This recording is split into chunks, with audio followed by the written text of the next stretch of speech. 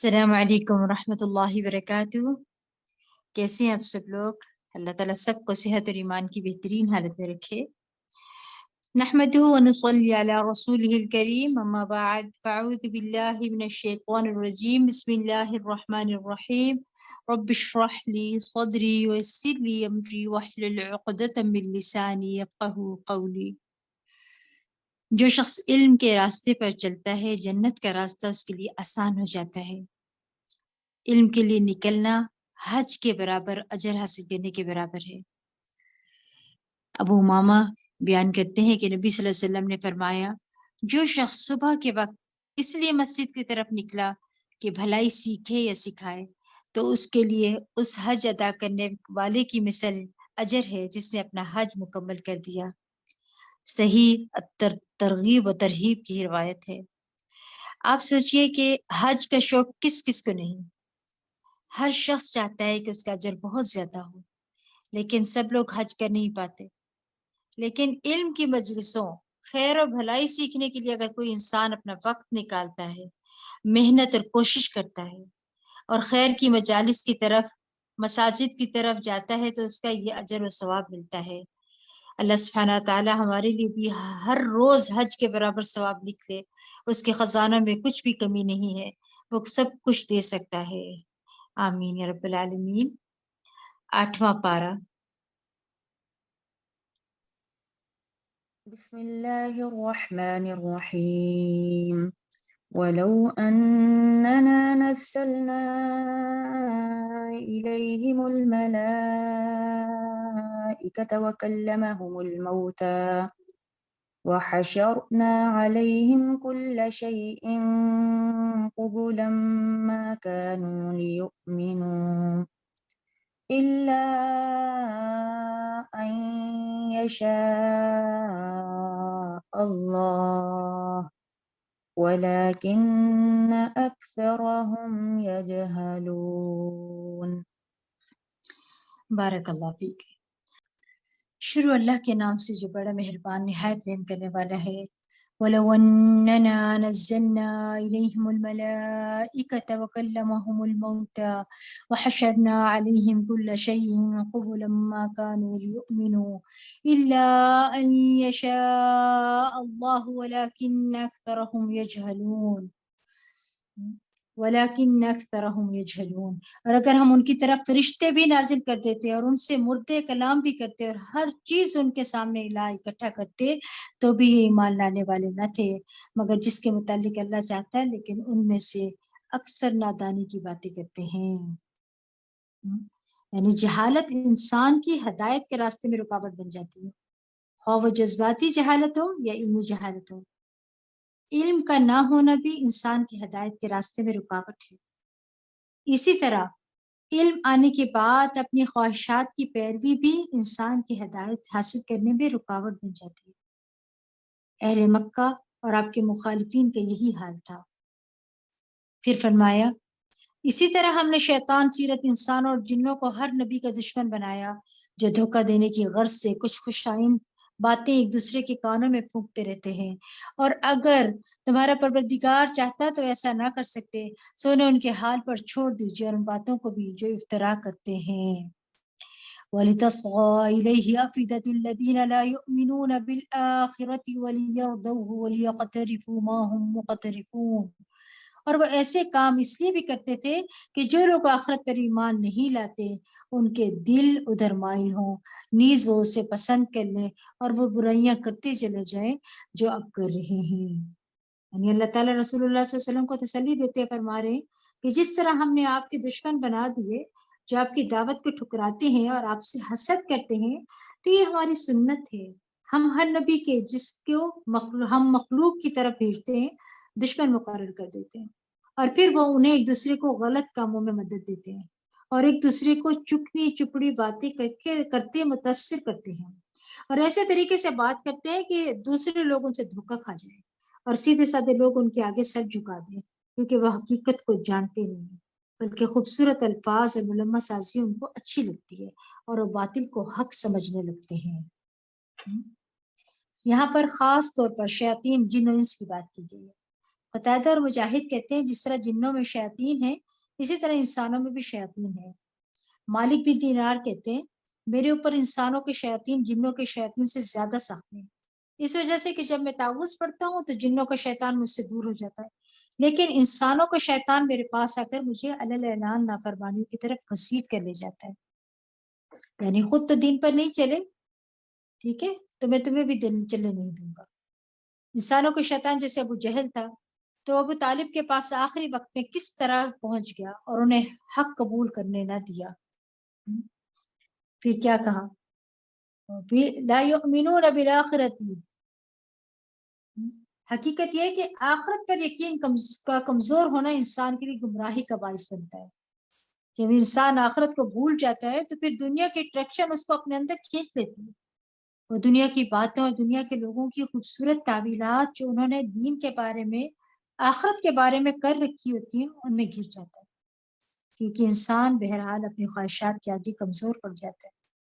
ایک طرف دین اور دلیل ہوتی ہے اور دوسری طرف خواہش نفس ہوتی ہے، اور جب انسان کے اپنا اندر بھی کمزور ہو، ایمان اور یقین بھی کمزور ہو، اور پھر ساتھی اور مجلس و صحبت بھی ایسی ہو تو پھر ہدایت کا راستہ مدھم ہوتا چلا جاتا ہے اور ہدایت پر چلنا مشکل ہو جاتا ہے۔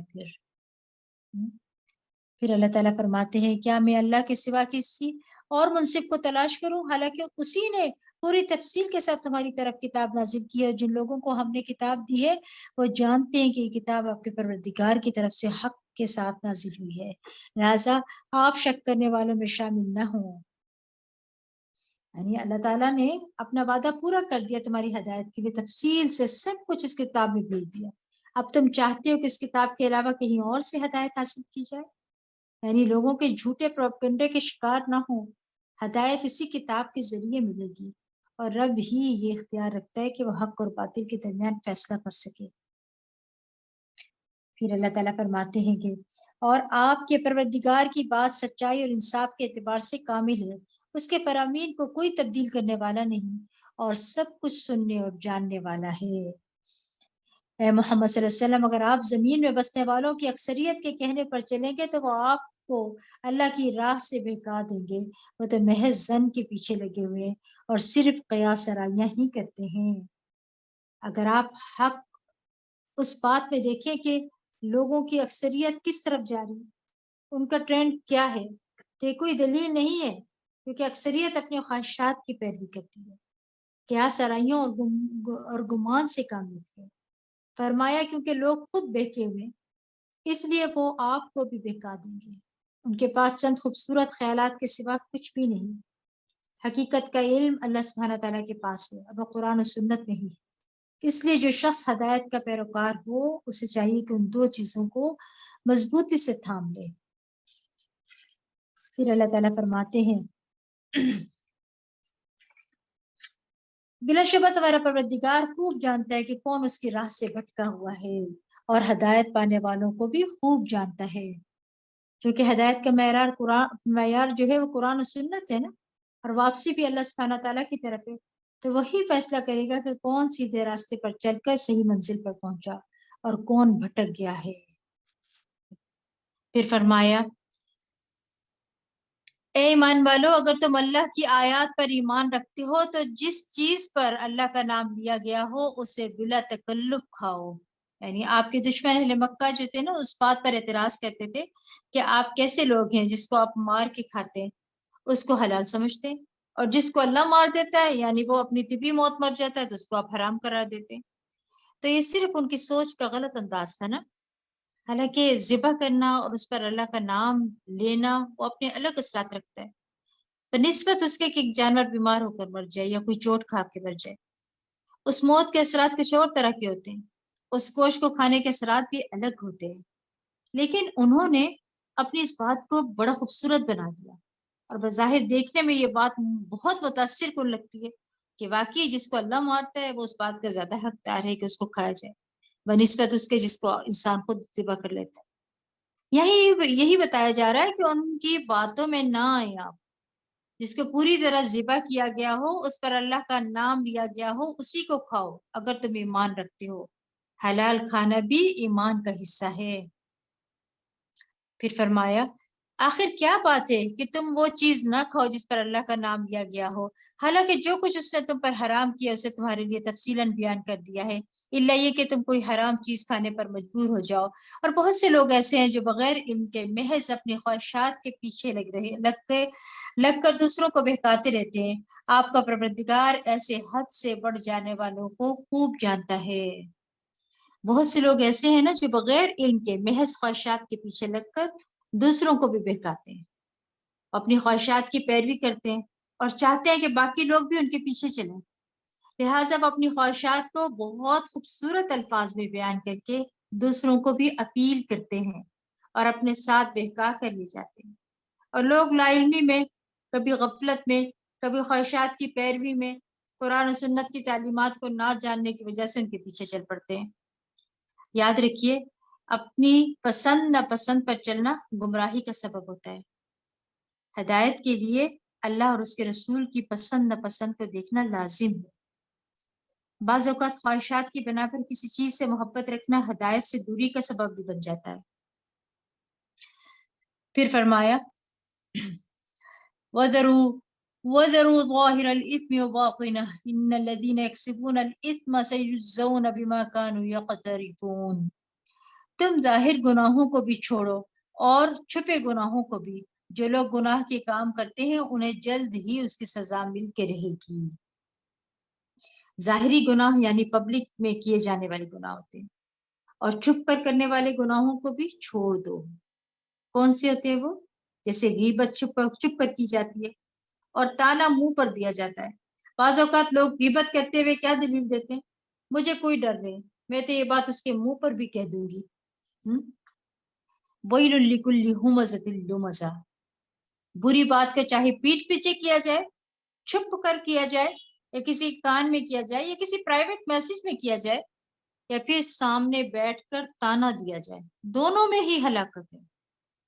برا اخلاق انسان کے تنزل کا باعث بنتا ہے۔ اسی طرح باقی چیزیں بھی، یعنی بے حیائی، چھپی دوستیاں، زناکاریاں یا پبلک میں ایسے اشارے کرنا، ان تمام چیزوں سے روکا گیا ہے۔ پھر اللہ تعالیٰ فرماتے ہیں، آپ اس آیت میں اگر غور کریں تو اللہ تعالیٰ کیا فرما رہے ہیں یہاں پر کہ اللہ تعالیٰ کہتے ہیں کہ وَذَرُوا ظَاهِرَ الْإِثْمِ وَبَاطِنَهُ إِنَّ الَّذِينَ يَكْسِبُونَ الْإِثْمَ سَيُجْزَوْنَ بِمَا كَانُوا يَقْتَرِفُونَ۔ یعنی انسان یہ نہ سوچے کہ میں نے گناہ کیا کسی کو پتہ ہی نہیں چلا، چھپ کے کیا، کون مجھ سے پوچھے گا؟ پوچھے گا بھی کہ نہیں، کوئی نقصان ہونے والا ہی نہیں۔ ایسا نہیں، بلکہ اس کا نتیجہ نکل کر رہے گا، جو بوگے نا وہی کاٹو گے۔ اس لیے محتاط ہو کر تقوی کی روش اختیار کر کے زندگی گزارنی چاہیے۔ پھر اللہ تعالیٰ فرماتے ہیں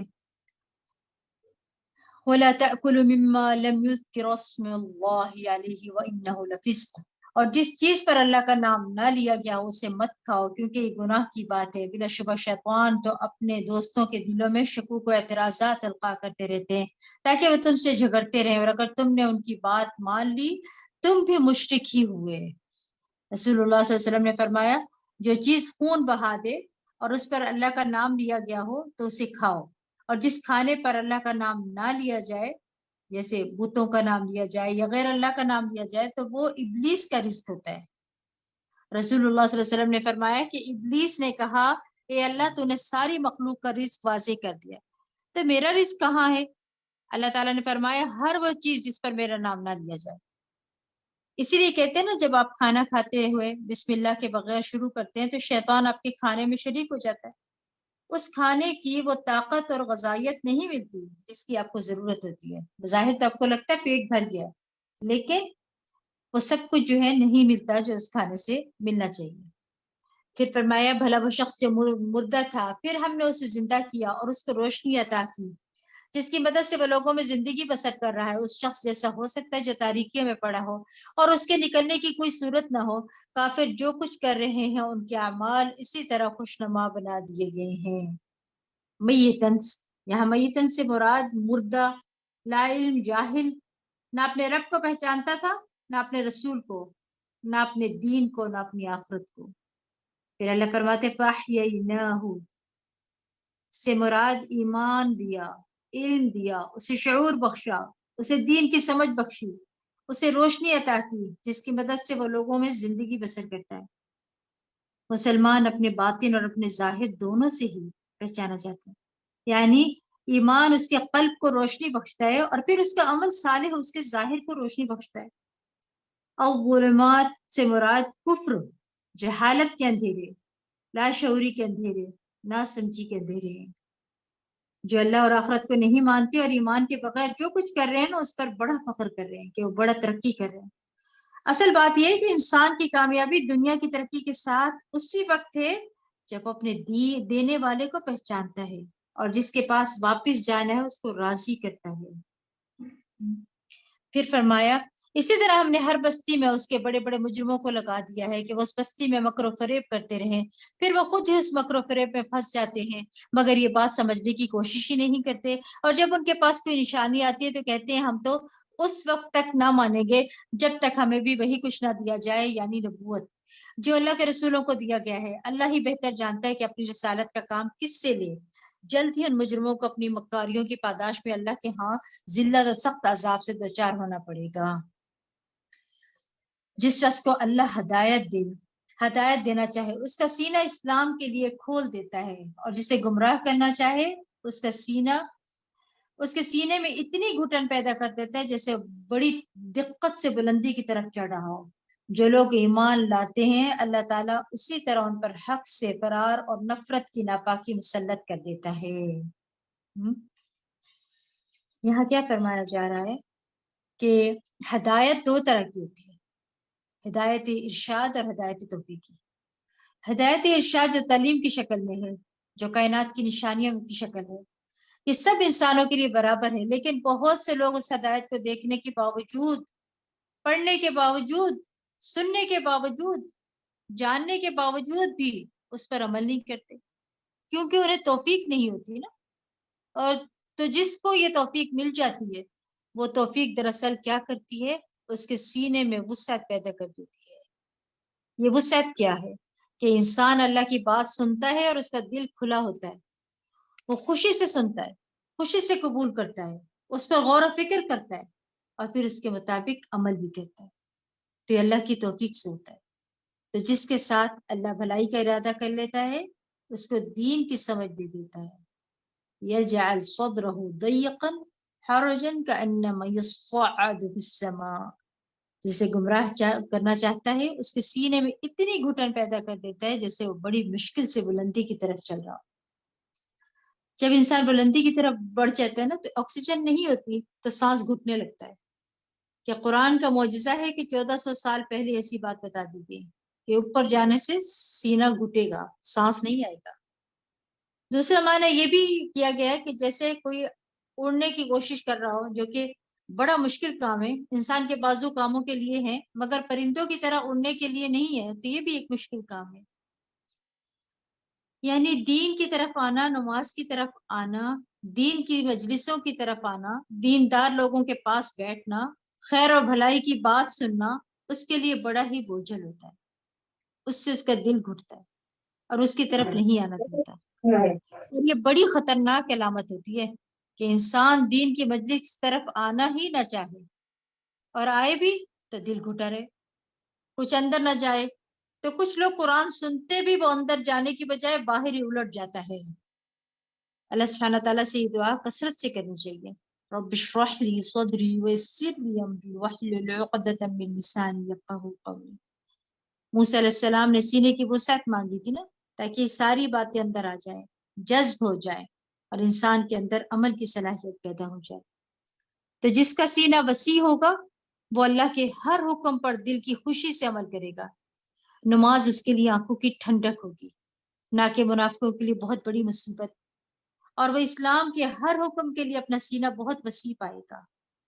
جو ایمان رکھتا ہے اس کو اللہ تعالیٰ کی باتوں کی سینس اور حکمت بھی سمجھ آنے لگتی ہے، اور وہ اس پر خوش ہو جاتا ہے کہ اللہ نے میرے لیے ایک رستہ کھول دیا ہے۔ لیکن اگر منافقت ہو اندر انسان کے تو دین کی سمجھ نہیں آتی اور ہر حکم پر اعتراض ہونے لگتا ہے کہ یہ حکم کیوں دیا گیا اور وہ کیوں کہا گیا، یہ حکم بڑا مشکل ہے، نہیں، ایمان والوں کے لیے اللہ کا کوئی بھی حکم مشکل نہیں ہوا کرتا. یسلم تسلیما، وہ پوری طرح سر تسلیم خم کر دیتے ہیں. پھر اللہ تعالیٰ فرماتے ہیں کہ اور یہ اسلام ہی آپ کے پروردگار کی سیدھی راہ ہے. کیا فرمایا جا رہا ہے یہاں پہ کہ وَهَذَا صِرَاطُ رَبِّكَ مُسْتَقِيمًا، آپ کے پروردگار کی سیدھی راہ ہے. بے شک ہم نے نصیحت قبول کرنے والوں کے لیے آیات کو کھول کھول کر بیان کر دیا ہے. اسلام اور حق کا راستہ ہی سیدھا راستہ ہے نا. سیدنا عبداللہ بن مسعود رضی اللہ عنہ کہتے ہیں کہ ایک مرتبہ رسول اللہ صلی اللہ علیہ وسلم نے ہمارے سامنے ایک لکیر کھینچی اور فرمایا کہ اللہ کا راستہ ہے. پھر اس کے دائیں اور اس کے بائیں کچھ اور لکیریں کھینچی اور فرمایا کہ یہ مختلف راستے ہیں. یزید کہتے ہیں کہ جن میں سے ہر راستے پر شیطان بیٹھا ہے اور ان راستوں پر چلنے کی دعوت دے رہا ہے. انسان دین کی طرف آنے لگتا ہے تو کوئی ادھر بلاتا ہے اور کوئی ادھر بلاتا ہے. ایک طرف خواہشات نفس ہیں، کبھی معاشرے کے ٹرینڈز اور فیشن ہیں، بہت ساری چیزیں ہیں جو انسان کو اللہ کے حکم پر صحیح طرح عمل نہیں کرنے دیتی ہیں. جس شخص کو اپنے رب کی رضا مطلوب ہوتی ہے وہ ادھر ادھر بھٹکتا نہیں ہے، وہ سیدھا چاہتا ہے کہ مجھے اسی راستے پر رہنا ہے، چاہے میرے دوست اور رشتے دار کسی اور طرف چلے گئے. نہیں، مجھے ان کے پیچھے نہیں جانا، مجھے قرآن اور سنت کے بتائے ہوئے راستے پر چلنا ہے. لہم، یہاں آیت نمبر 127 میں دیکھیں اللہ سبحانہ تعالیٰ کیا فرماتے ہیں. اللہ فرماتے ہیں ایسے لوگوں کے لیے ان کے پروردگار کے ہاں سلامتی کا گھر ہے اور ان کے نیک اعمال کرنے کی وجہ سے وہ ان کا سرپرست ہوگا. لہم، جو اس راستے پر چل کر منزل پر پہنچے گی ان کے لیے کیسی منزل ہے؟ کیا فرمایا؟ لہم دار السلام عند ربهم وهو وليهم بما كانوا يعملون. یاد رکھیے جنت دار السلام ہے، جہاں پر انسان داخل ہوگا تو کسی قسم کی کوئی آزمائش، کوئی رنج، کوئی غم مصیبت کچھ بھی نہ ہوگا. پہلے جنت کو آواز دینے والا آواز دے گا، اے جنت والو، بے شک تمہارے لیے طے ہو گیا ہے کہ تم صحت مند رہو گے، کبھی بیمار نہیں ہوگے. یاد رکھیے جان ہے تو جہان ہے. ساری نعمتیں صحت کے ساتھ ہوتی ہیں. انسان بیمار ہو جاتا ہے تو کچھ کھانا بھی اچھا نہیں لگتا، کسی سے بات کرنا اچھا نہیں لگتا. ساری نعمتیں حتیٰ کہ اپنی اولاد اور مال سب کچھ اس کے لیے ثانوی ہو جاتا ہے. جو مرض کی شدت پڑتی ہے تو دنیا سے انسان کا دل بیزار ہوتا ہے، اس کو پرواہ نہیں ہوتی پھر کہ سب چیزیں کہاں جا رہی ہیں، اس کو اپنی جان کی پڑ جاتی ہے. تو جنت میں سب سے پہلی نعمت جس کی خوشخبری دی گئی کہ تم ہمیشہ صحت مند رہو گے، کوئی بیماری تمہارے پاس نہیں پٹکے گی، اور بے شک تم زندہ رہو گے، کبھی مرو گے نہیں. دنیا میں انسان کتنا بھی صحت مند ہو، موت کا خوف جو ہے ہمیشہ رہتا ہے، نہیں جاتا وہ. اور جائے بھی کیسے، کیونکہ موت تو آنی ہی ہے، اور تم جوان رہو گے، کبھی بوڑھے نہیں ہوگے. جوانی کے جانے کا بھی بڑا خوف رہتا ہے نا، کسی بوڑھے کو دیکھتا ہے تو پریشان ہو جاتا ہے کہ کہیں میرا بھی حال اس جیسا نہ ہو جائے. اور وہ تو اگر زندہ رہے تو ہونا ہی ہونا ہے. اس لیے ان چیزوں کو دنیا میں انسان نظر انداز نہیں کر سکتا، کیونکہ جنت میں ان چیزوں سے خالی ہوگا. فرمایا اور تم آرام میں رہو گے، کبھی تکلیف نہیں آئے گی. یہ جنت ہے جس میں آرام ہی آرام ہوگا. اس لیے دنیا میں آرام تلاش نہ کیا کریں. دنیا میں اللہ کے راستے میں اللہ کی اطاعت میں اپنے آپ کو تھکائیں تاکہ کل آرام پائیں. آج جتنا بھی تھک سکتے ہیں عبادات میں تھک لیں. اگر آج آرام کرتے ہوئے زندگی گزار گئے تو پھر کل مشکل نہ ہو جائے. یہ بالکل ایسے ہی ہے جو لوگ بچپن میں پڑھتے لکھتے نہیں، آرام کرتے ہیں، پھر بڑے ہو کر بڑی مشکلات کا شکار ہوتے ہیں. اور جو بچپن سے محنت کے عادی ہوتے ہیں اور ان کا بڑھاپا یا بڑا اچھا گزرتا ہے کیونکہ انہوں نے اس کے لیے تیاری کی ہوتی ہے نا. جنت کے بارے میں ایک اور روایت میں آتا ہے، رسول اللہ صلی اللہ علیہ وسلم نے فرمایا میری امت میں سے پہلا گروہ جو جنت میں داخل ہوگا وہ 14ویں رات کے چاند کی صورت پر ہوگا، چمکتے چہروں والے. پھر جو ان کے بعد ہوں گے وہ آسمان میں انتہائی چمکدار ستاروں کی طرح ہوں گے. پھر بتدریج اپنے اپنے مرتبے کے مطابق ہوں گے. نہ وہ پخانہ کریں گے، نہ پیشاب کریں گے، نہ ناک سنکیں گے، نہ تھوکیں گے. کسی قسم کی کوئی گندگی، پسینہ، غلاظت، بو، کوئی چیز ان کے جسم سے نہیں نکلے گی. وہ صاف ستھرے طیب ہوں گے اور ہمیشہ اللہ کی رضا میں ہوں گے. یاد رکھیے کہ جو جنت کے بلند درجے والے ہوں گے ان تک ہی پہنچ سکیں گے. اگر ان کے کچھ دوست احباب نیچے والے درجے میں ہوں گے تو ان سے ملنے کے لیے اوپر والے نیچے آئیں گے، نیچے والے اوپر نہیں جا سکیں گے، ان کی راحتیں نہیں دیکھ سکیں گے، کیونکہ ان کی رحمتوں کا مقام کچھ اور ہوگا. تو اس لیے صرف جنت نہیں، جنت کے اعلیٰ ترین درجے جنت الفردوس کی دعا مانگا کریں، کیونکہ وہ نعمتیں وہی دیکھیں گے جو اس کے حقدار ہوں گے. باقی لوگ وہ نہیں جا سکیں گے، وہاں تک نہیں پہنچ پائیں گے. پھر اللہ تعالیٰ فرماتے ہیں کہ جس دن اللہ سب لوگوں کو اکٹھا کرے گا تو فرمائے گا اے جنوں کے گروہ، تم نے بہت سے آدمیوں کو اپنا تابع بنا رکھا تھا، اور انسانوں میں سے جو ایسے جنوں کے دوست ہوں گے وہ کہیں گے اے ہمارے پروردگار، ہم دونوں نے ہی ایک دوسرے سے خوب فائدہ اٹھایا تاکہ وہ وقت آ پہنچا جو تو نے ہمارے لیے مقرر کیا تھا. اللہ تعالیٰ فرمائے گا اچھا تم سب کا ٹھکانہ دوزخ ہے جس میں تم ہمیشہ رہو گے، مگر جتنی مدت اللہ بچانا چاہے گا بچا لے گا، بلا شبہ بہت دانا اور سب کچھ جاننے والا ہے. دنیا میں شیطان اور انسان مل کر جو برے برے کام کرتے ہیں ان کا انجام بھی اکٹھا ہی ہوگا. پھر اسی طرح ہم ظالموں کے ایک دوسرے کا ساتھی بنا دیں گے کیونکہ مل کر ہی ایسے کام کیا کرتے تھے. پھر اللہ ان سے فرمائے گا اے جن اور انسانوں کی جماعت، کیا تمہارے ہاں تمہیں ویسے رسول نہیں آئے تھے جو تمہارے سامنے میری آیات بیان کرتے اور آج کے دن کی ملاقات سے تمہیں ڈراتے تھے؟ وہ کہیں گے ہاں، ہم اپنے خلاف خود یہ گواہی دیتے ہیں. بات یہ تھی کہ دنیا کی زندگی نے انہیں دھوکے میں مبتلا کر رکھا تھا، لہٰذا وہ اپنے خلاف گواہی دینے پر مجبور ہوں گے کہ فی الواقع وہ اللہ کی آیات کے منکر تھے. یہ شہادت اس لیے ہوگی کہ آپ کے پروردگار کا یہ دستور نہیں کہ بستیوں کے ظلم سے تباہ کر ڈالے جبکہ وہ حقیقت حال سے ناواقف ہوں، اور ہر ایک کو اس کے اعمال کے مطابق درجہ ملے گا، اور جو کچھ وہ کام کر رہے ہیں آپ کا پروردگار اس سے بے خبر نہیں ہے. یہاں کیا فرمایا جا رہا ہے کہ ہر ایک کو اپنے اعمال کی بنیاد پر جنت میں درجہ ملے گا. جو جن جنت میں جائیں گے ان کے بھی درجات ہوں گے، جو انسان جنت میں جائیں گے ان کے بھی درجات ہوں گے. ایک روایت میں آتا ہے جنت کے 100 درجے ہیں، ایک درجے اور دوسرے درجے کے درمیان اتنا ہی فاصلہ جتنا زمین آسمان. سوچئے ذرا وہ آخری درجہ کہاں ہوگا. بعض روایت کے مطابق جتنی قرآن کی آیات ہیں اتنے ہی درجے ہیں. ایک ایک آیت سیکھنے پر جنتی کا درجہ اوپر ہوتا چلا جائے گا. یاد رکھیے اس سے مراد صرف حفظ کرنا نہیں ہے، کیونکہ اس آیت میں مما عملو کا لفظ آتا ہے، یعنی اس میں وہ جس پر عمل کیا. جو قرآن انہوں نے سینوں میں محفوظ کیا وہ ان کے عمل کا حصہ بنتا گیا اور اس کے مطابق کام کرتے گئے، اور اس عمل کی وجہ سے درجے بلند ہوتے گئے. وما ربک بغافل عما یعملون، یعنی اللہ سبحانہ تعالی خود بھی سب کے اعمال سے بخوبی واقف ہے.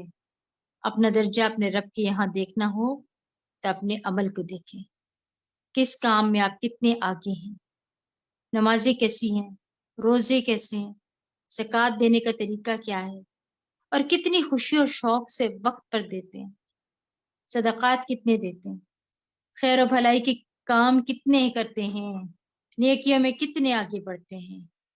ہم میں سے ہر شخص اپنے اپنے عمل کی طرف دیکھے، خود اپنے آپ کو جانچے اور دیکھیں کہ ہم کیا کر رہے ہیں. کسی دوسرے کی طرف دیکھنے کی بجائے خود اپنی طرف دھیان دے. پھر اللہ تعالیٰ فرماتے ہیں اور آپ کا پروردگار بے نیاز اور مہربان ہے، اگر وہ چاہے تو تمہیں لے جائے اور تمہاری جگہ اور لوگوں کو لے آئے جیسے تمہیں اور لوگوں کی نسل سے پیدا کیا تھا. اور پھر آپ دیکھیں کہ ہمارا رب کتنا مہربان ہے کہ ایک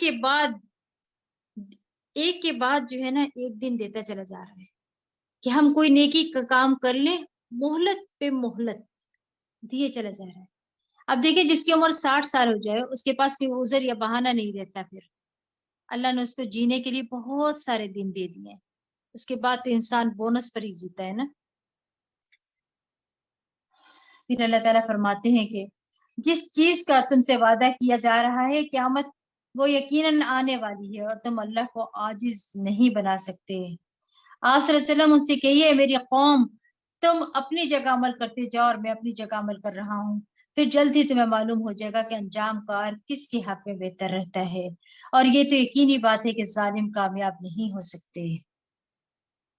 پھر فرمایا اور جو کھیتی اور مویشی اللہ نے پیدا کیے تھے ان لوگوں نے ان چیزوں میں اللہ کے سوا دوسروں کا بھی حصہ مقرر کر دیا اور اپنے گمان باطل سے یوں کہتے ہیں کہ حصہ تو اللہ کا ہے اور یہ ہمارے شریکوں کا ہے۔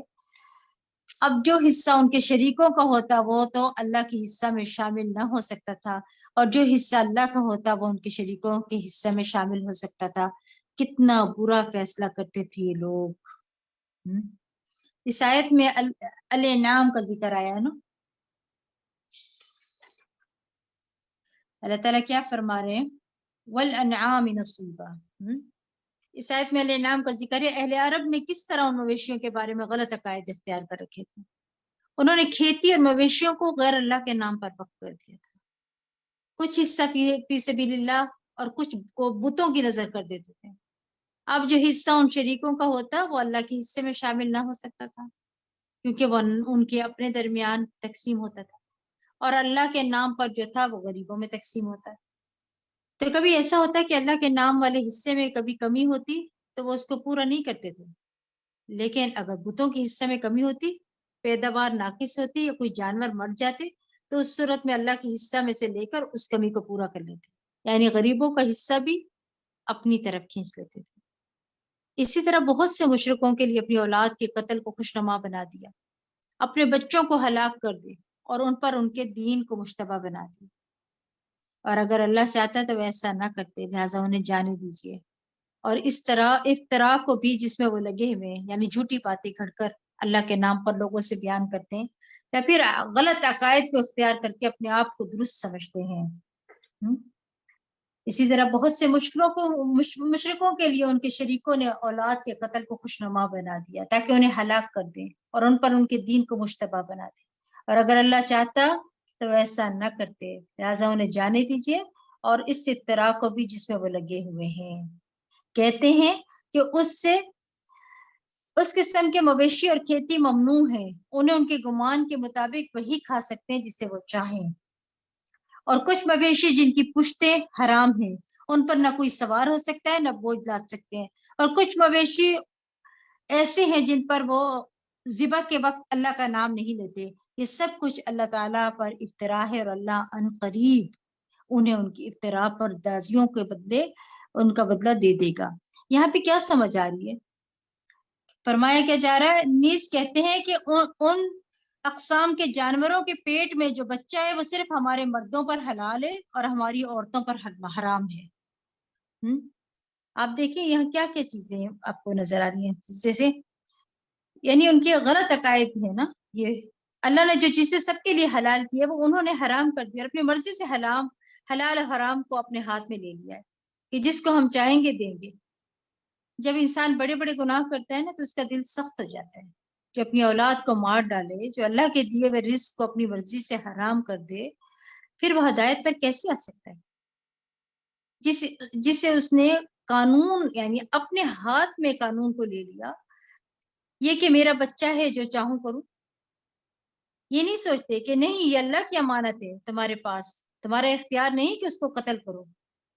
یاد رکھیے خود ساختہ طریقوں سے اللہ کو راضی نہیں کیا جا سکتا، اپنے من گھڑت بنائے ہوئے طریقوں کو دین کہنا دین نہیں ہوتا۔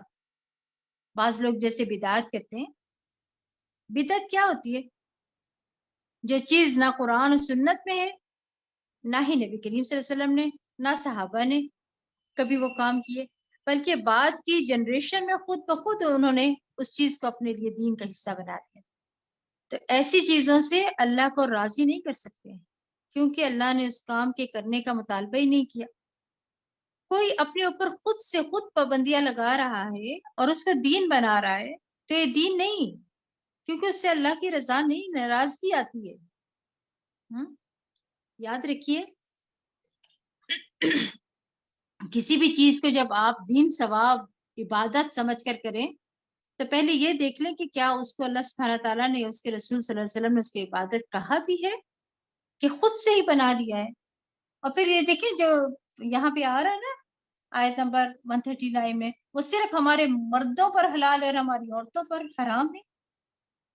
آپ دیکھیں کہ یہ مثال ہمیں یہاں آج کے دور میں ملتی ہے. وہ کچھ لوگ کہتے ہیں نا بی بی فاطمہ کا معجزہ، وہ کہتے ہیں کہ مرد نہیں کھا سکتے، صرف عورتیں کھائیں گی بی بی فاطمہ کے لڈو، یا پھر شاید یہ کہتے ہیں کہ یہ سہاگن نہیں کھائے گی. اسی طرح آپ دیکھیں کہ مہندی کی رسمیں جو ہوتی ہیں اس پہ 7 سہاگنیں مہندی لگائیں گی. یہ سب کیا ہے؟ یہ دین کا حصہ ہے؟ کوئی سنت ہے جس پہ عمل کر رہے ہوتے ہیں؟ یہ سب غلط ہے، یہ سب حرام کام ہے جو کر رہے ہوتے ہیں. کیونکہ اللہ سبحانہ تعالیٰ فرماتے ہیں کہ جو کچھ یہ بکواس کرتے ہیں اللہ انہیں اس کی سزا ضرور دے گا. وہ یقیناً دانا اور ہر چیز کا علم رکھنے والا ہے. جن لوگوں نے لا علمی اور حماقت کی بنا پر اپنی اولاد کو مار ڈالا اور اللہ پر افترا باندھتے ہوئے اس رزق کو حرام قرار دیا جو اللہ نے انہیں عطا کیا تھا، یہ ایسے گمراہ ہیں جو راہ راست پر نہیں آ سکتے. وهو الذي أنشأ جنات معروشات وغير معروشات والنخل والزرع مختلفا.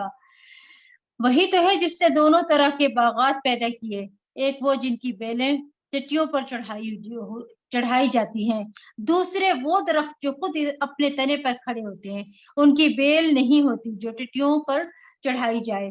نیز کھجوریں اور کھیتیاں پیدا کی جن سے کئی طرح کے معقولات حاصل ہوتے ہیں. نیز اس نے زیتون اور انار پیدا کیے جن کے پھل اور مزہ ملتے جلتے بھی ہوتے ہیں اور مختلف بھی. جب درخت پھل لائیں تو ان سے خود بھی کھاؤ اور فصل اٹھاتے وقت ان میں سے اللہ کا حق بھی ادا کرو اور بے جا خرچ نہ کرو، کیونکہ اللہ اسراف کرنے والوں کو پسند نہیں کرتا ہے. یعنی زیتون اور انار کا خاص طور پر قرآن میں ذکر ہے کیونکہ یہ بہت فائدہ مند ہے نا، یہ غذا بھی اور ان میں شفا بھی ہوتی ہے. ٹھیک ہے. اور زہری کہتے ہیں کہ اس کا مطلب ہے کہ اللہ تعالیٰ کی نافرمانی کے کام میں خرچ نہ کرو. کیا چیز؟ اسراف. اسراف کیا ہے؟ ایسی جگہ خرچ کرنا جس سے اللہ ناراض ہوتا ہے. مثلا ایسا قیمتی لباس بنا لینا کہ حقداروں کا حق ہی بھول جائے اور سارا مال اپنے ہی اوپر خرچ کر ڈالے. اور پھر آپ دیکھیں شادیوں کے موقع پر لاکھوں کا جوڑا بنتا ہے، بڑے فخر سے بتاتے 4 لاکھ کا ڈریس ہے، سارا مال اپنے اوپر ڈال لینا اسراف کی بدترین قسم ہے.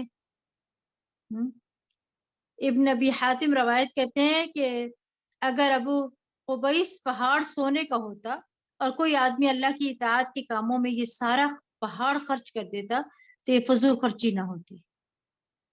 یعنی دین کے کاموں میں، لوگوں کی خدمت میں، خیر و بھلائی کے کاموں میں جتنا کھلا خرچ کر سکے کرتے چلے جائیں. یعنی زیادہ خرچ کرنا فضول خرچی نہیں، بلکہ اللہ کی نافرمانی اور ناپسندیدہ کاموں میں خرچ کرنا اسراف ہے. اور اگر کوئی 1 درہم اللہ کی نافرمانی کے کاموں میں خرچ کرتا ہے تو وہ فضول خرچی کرتا ہے، کیونکہ اس نے اس مال کے ذریعے اللہ کا غضب حاصل کیا، اللہ کی رحمت کی بجائے اس کا غضب حاصل کیا. کھانے پینے میں اسراف عقل اور بدن کے لیے نقصان دہ ہے نا.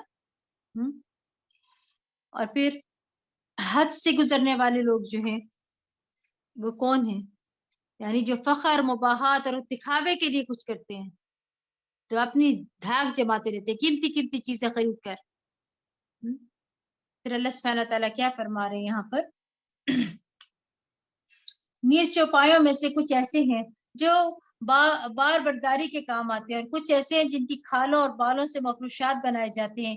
یہ سب اللہ کا رزق ہے جو اس نے تمہیں دیا ہے، انہیں کھاؤ اور شیطان کے قدموں پر نہ چلو، وہ تو تمہارا کھلا دشمن ہے. کل 8 جوڑے نر و مادہ ہیں، بھیڑ کے 2 اور بکری کے 2. آپ صلی اللہ علیہ وسلم ان سے پوچھئے کیا اللہ نے دونوں نر حرام کیے ہیں یا دونوں مادائیں، یا وہ بچے جو ان ماداؤں کے پیٹ میں ہوتے ہیں؟ اگر تم سچے ہو تو مجھے علم وحی الہی کی کوئی بات بتلاؤ. نیز اونٹ کی جنس سے 2 اور گائے کے 2 جوڑے ہیں. آپ ان سے پوچھئے کہ اللہ نے ان دونوں نروں کو حرام کیا ہے یا دونوں ماداؤں کو، یا ان بچوں کو جو ان ماداؤں کے پیٹ میں ہوتے ہیں؟ جب اللہ نے ایسا تاکیدی حکم دیا تھا تو کیا تم اس وقت موجود تھے؟ پھر اس شخص سے بڑھ کر ظالم کون ہے جو اللہ پر جھوٹ باندھے تاکہ لوگوں کو علم کے بغیر گمراہ کرتا پھرے؟ اللہ تعالیٰ یقیناً ایسے ظالموں کو سیدھی راہ نہیں دکھاتا۔ آپ ان سے کہیے کہ جو وہی میری طرف آئی ہے اس میں تو کوئی ایسی چیز نہیں پاتا جو کھانے والے پر حرام کی گئی ہو، الا یہ کہ وہ مردار ہو یا بہایا ہوا خون ہو یا خنزیر کا گوشت ہو، کیونکہ وہ ناپاک ہے، یا فسق ہو کہ وہ چیز اللہ کے سوا کسی اور کے نام سے مشہور کر دی گئی ہو۔ آپ دیکھیں کتنی بار پڑھ چکے ہیں 8ویں پارے تک، غیر اللہ کے نام کا کھانا حرام ہے۔ ہاں جو شخص لاچار ہو جائے ہاں کہ وہ نہ تو اللہ کے قانون کا باغی ہو اور نہ ضرورت سے زیادہ کھانے والا ہو، تو وہ اسے معاف ہے، کیونکہ آپ کا پروردگار بخش دینے والا اور رحم کرنے والا ہے۔ اور جن لوگوں نے یہودیت اختیار کی ان پر ہم نے ہر ناخن والا جانور حرام کیا تھا، نیز ان پر گائے اور بکری کی چربی بھی حرام کی تھی، الا کہ پشتوں آنتوں اور ہڈیوں سے چمٹی ہوئی ہو۔ ہم نے یہ چیزیں ان کی سرکشی کے سزا کے طور پر ان پر حرام کی تھی، اور جو کچھ ہم کر رہے ہیں کہہ رہے ہیں بالکل سچ کہہ رہے ہیں۔ پھر اگر یہ یہود آپ کو جھٹلائے تو ان سے کہیے کہ تمہارے پروردگار کی رحمت بہت وسیع ہے کہ اب تک تم سزا سے بچے ہوئے ہو، ورنہ مجرموں سے اس کا عذاب ٹالا نہیں جا سکتا۔ یہ مشرک جواباً یہ کہہ دیں گے کہ اگر اللہ چاہتا تو نہ ہم شرک کرتے اور نہ ہمارے ابا و اجداد، نہ ہی ہم کسی چیز کو حرام ٹھہراتے۔ اسی طرح ان لوگوں نے بھی جھٹلایا تھا جو ان سے پہلے تھے، تاکہ انہوں نے ہمارے عذاب کا مزہ چکھ لیا۔ آپ صلی اللہ علیہ وسلم ان سے کہیے کہ اگر تمہارے پاس کوئی علم کی بات ہے تو لاؤ، ہمیں دکھلاؤ، تم تو محض زن کے پیچھے پڑے ہوئے ہو اور جو بات کرتے ہو بلا دلیل کرتے ہو۔ یہاں کیا سمجھ آ رہا ہے؟ دیکھیں یہ دلیل اور بات اکثر لوگ کرتے ہیں نا اپنے غلط اعمال کو درست ثابت کرنے کے لیے۔ اللہ چاہتا تو ہم بھی نمازیں پڑھتے، جب اللہ چاہے گا تو ہم بھی پڑھیں گے۔ آپ کب چاہیں گے؟ سب کچھ اللہ ہی چاہے گا، جو چاہتا ہے اللہ تعالیٰ اس کو عطا کر دیتا ہے، من جد وجد، لیکن جس کی اپنی نیت اور اپنا ارادہ ہی کھوٹا ہوتا ہے اور جو ہدایت کی طرف آنا ہی نہیں چاہتا، تو اللہ تعالیٰ کا یہ قانون نہیں کہ زبردستی لوگوں کو ہدایت کی طرف لائے۔ آپ صلی اللہ علیہ وسلم ان سے کہیے کہ تمہارے قیاسات کے مقابلے میں اللہ کی حجت کامل ہے، لہٰذا اگر وہ چاہتا تو تم سب کو ہدایت دے دیتا۔ آپ صلی اللہ علیہ وسلم ان سے کہیے اپنے وہ گواہ تو لاؤ جو یہ گواہی دیں کہ اللہ نے فی الواقع ان چیزوں کو حرام کیا ہے، پھر اگر وہ گواہی دے بھی دیں تو آپ صلی اللہ علیہ وسلم ان کے ساتھ گواہی نہ دینا، نہ ہی ان لوگوں کی خواہشات کے پیچھے لگنا جو ہماری آیتوں کو جھٹلاتے ہیں اور جو آخرت پر ایمان نہیں رکھتے اور دوسروں کو اپنے پروردگار کا ہمسر بناتے ہیں۔ آپ ان سے کہیے آؤ میں تمہیں پڑھ کر سناؤں، قل تعالوا اتل ما حرم ربكم عليكم الا تشركوا به شيئا وبالوالدين احسانا۔ آؤ میں تمہیں پڑھ کر سناؤں کہ تمہارے پروردگار نے تم پر کیا کچھ حرام کیا ہے، اور وہ یہ باتیں ہیں کہ اس کے ساتھ، اب آپ بھی سنتے جائیں، کسی کو شریک نہ بناؤ، اور یہ کہ والدین سے اچھا سلوک کرو، اور یہ کہ مفلسی کے ڈر سے اپنی اولاد کو قتل نہ کرو، کیونکہ ہم ہی تمہیں رزق دیتے ہیں تو ان کو بھی ضرور دیں گے، اور یہ کہ بے حیائی کی باتوں کے قریب بھی نہ جاؤ، خواہ یہ کھلی ہوں یا چھپی ہوں، اور یہ کہ جس جان کے مارنے کو اللہ نے حرام کیا ہے اسے قتل نہ کرو، الا یہ کہ حق کے ساتھ ہو۔ یہ وہ باتیں ہیں جن کا اللہ نے تمہیں تاکیداً حکم دیا ہے، شاید کہ تم عقل سے کام لو۔ یعنی قرآن پڑھ کر سنانے کا حکم ہے، کیونکہ سن کر زیادہ بات سمجھ آتی ہے نا، اس لیے بھی کہ قرآن مجید کا اللہ کا کلام ہے، تو کلام کو کلام کی شکل میں بتایا جائے تو بہت زیادہ دل پر لگتی ہے۔ پڑھنے کا بھی فائدہ ہے کہ آپ اکیلے بیٹھ کے تفسیر پڑھیں، سمجھیں، جانیں، لیکن پھر جب آپ سنتے ہیں تو بات دل پر جا لگتی ہے۔ تو یہاں پر پڑھ کر سنانے کا حکم ہے۔ نبی صلی اللہ علیہ وسلم کو لوگوں کو لکھ کر چیزیں نہیں دیتے تھے، سنایا کرتے تھے۔ پھر یہ تمہارے رب نے تم پر کیا کچھ حرام کیا ہے، دیکھیں اب یہ ساری چیزیں اس کے اندر آ گئی ہیں کہ کون سی ہے، یعنی کہ اس کے ساتھ کسی کو شریک نہ بناؤ، والدین سے اچھا سلوک کرو، والدین کی نافرمانی حرام ہے، جیسے شرک کرنا حرام ہے، سے والدین کی نافرمانی حرام ہے۔ مفلسی کے ڈر سے اپنی اولاد کو قتل نہ کرو، کیونکہ ہم انہیں کھانا کھلائیں گے، اللہ رزق کے راستے کھولنے والا ہے نا۔ اس نے پیدا کیا تو وہ رزق بھی دے گا۔ بے حیائی کی باتوں کے قریب بھی نہ جاؤ، گالی گلوچ گھٹیا اور ننگی باتیں خواہ ہو ڈھکی ہوں یا چھپی ہوں، پبلک میں کرو یا کسی پرائیویٹ گیدرنگ میں، دونوں طرح منع ہے۔ یہ کہ جس جان کے مارنے کو اللہ نے حرام کیا اس سے قتل نہ کرو۔ اولاد کے قتل کو الگ طور پر بیان کیا واضح کرنے کے لیے، اور پھر عمومی طور پر اللہ یہ کہ حق کے ساتھ ہو، جیسا کہ قصاص وغیرہ۔ وصاکم بھی، وصیت کیا ہوتی ہے؟ وصیت ہوتی ہے تاکیدی حکم، جس کی تاکید ہے کہ لازماً یہ حکم ماننے ہوں گے آپ کو۔ یاد رکھیے حلال و حرام کے بارے میں جاننا بہت ضروری ہے، اسی لیے اللہ تعالیٰ نے نبی کریم صلی اللہ علیہ وسلم کو حکم دیا کہ ساری مخلوق کو اس آیت کی تلاوت کی سماعت کی دعوت دیں، جس میں اللہ نے کچھ چیزیں حرام ٹھہرائی اور آپ صلی اللہ علیہ وسلم کے بعد علماء پر بھی یہ بات لازم ہے کہ وہ لوگوں کو تبلیغ کریں اور ان کو واضح کریں کہ اللہ نے ان کے لیے کیا حلال کیا ہے اور کیا حرام کیا ہے۔ حلال و حرام کی وضاحت عقل کی بنا پر نہیں ہوتی ہے، قرآن و سنت کی روح سے ہوتی ہے، خود سے نہیں آپ کہہ سکتے یہ حلال و حرام ہے۔ رسول اللہ صلی اللہ علیہ وسلم نے فرمایا جان لو عنقریب ایسا وقت آنے والا ہے کہ کسی شخص کو میری کوئی حدیث پہنچے گی اور وہ تکیہ لگائے ہوئے اپنی مسند یعنی کاؤچ پر بیٹھا ہوگا، کہے گا ہمارے اور تمہارے درمیان اللہ کی کتاب کافی ہے، بس جو کچھ ہم اس میں حلال پائیں گے اسے حلال سمجھیں گے اور جو حرام پائیں گے اسے حرام سمجھیں گے۔ جبکہ حقیقت کیا ہے؟ جسے اللہ کے رسول نے حرام کیا وہ بھی اسی طرح حرام ہے جسے اللہ نے حرام کیا ہے، ٹھیک ہے؟ تو حرام صرف قرآن سے نہیں پتہ چلتا، حرام سنت رسول صلی اللہ علیہ وسلم سے بھی پتہ چلتا ہے۔ ان احکامات پر عمل کرنے والے ہی سیدھے اور درست راستے پر ہیں۔ پھر اللہ فرماتے وَلَا تَقْرَبُوا مَالَ الْيَتِيمِ إِلَّا بِالَّتِي هِيَ أَحْسَنُ حَتَّى يَبْلُغَ أَشُدَّهُ وَأَوْفُوا الْكَيْلَ وَالْمِيزَانَ بِالْقِسْطِ۔ یہ نیز یہ کہ تو یتیم کے مال کے قریب بھی نہ جاؤ مگر ایسے طریقے سے جو اس کے حق میں بہتر ہو، بڑی بابرکت ہے، لہٰذا اس کی پیروی کرو۔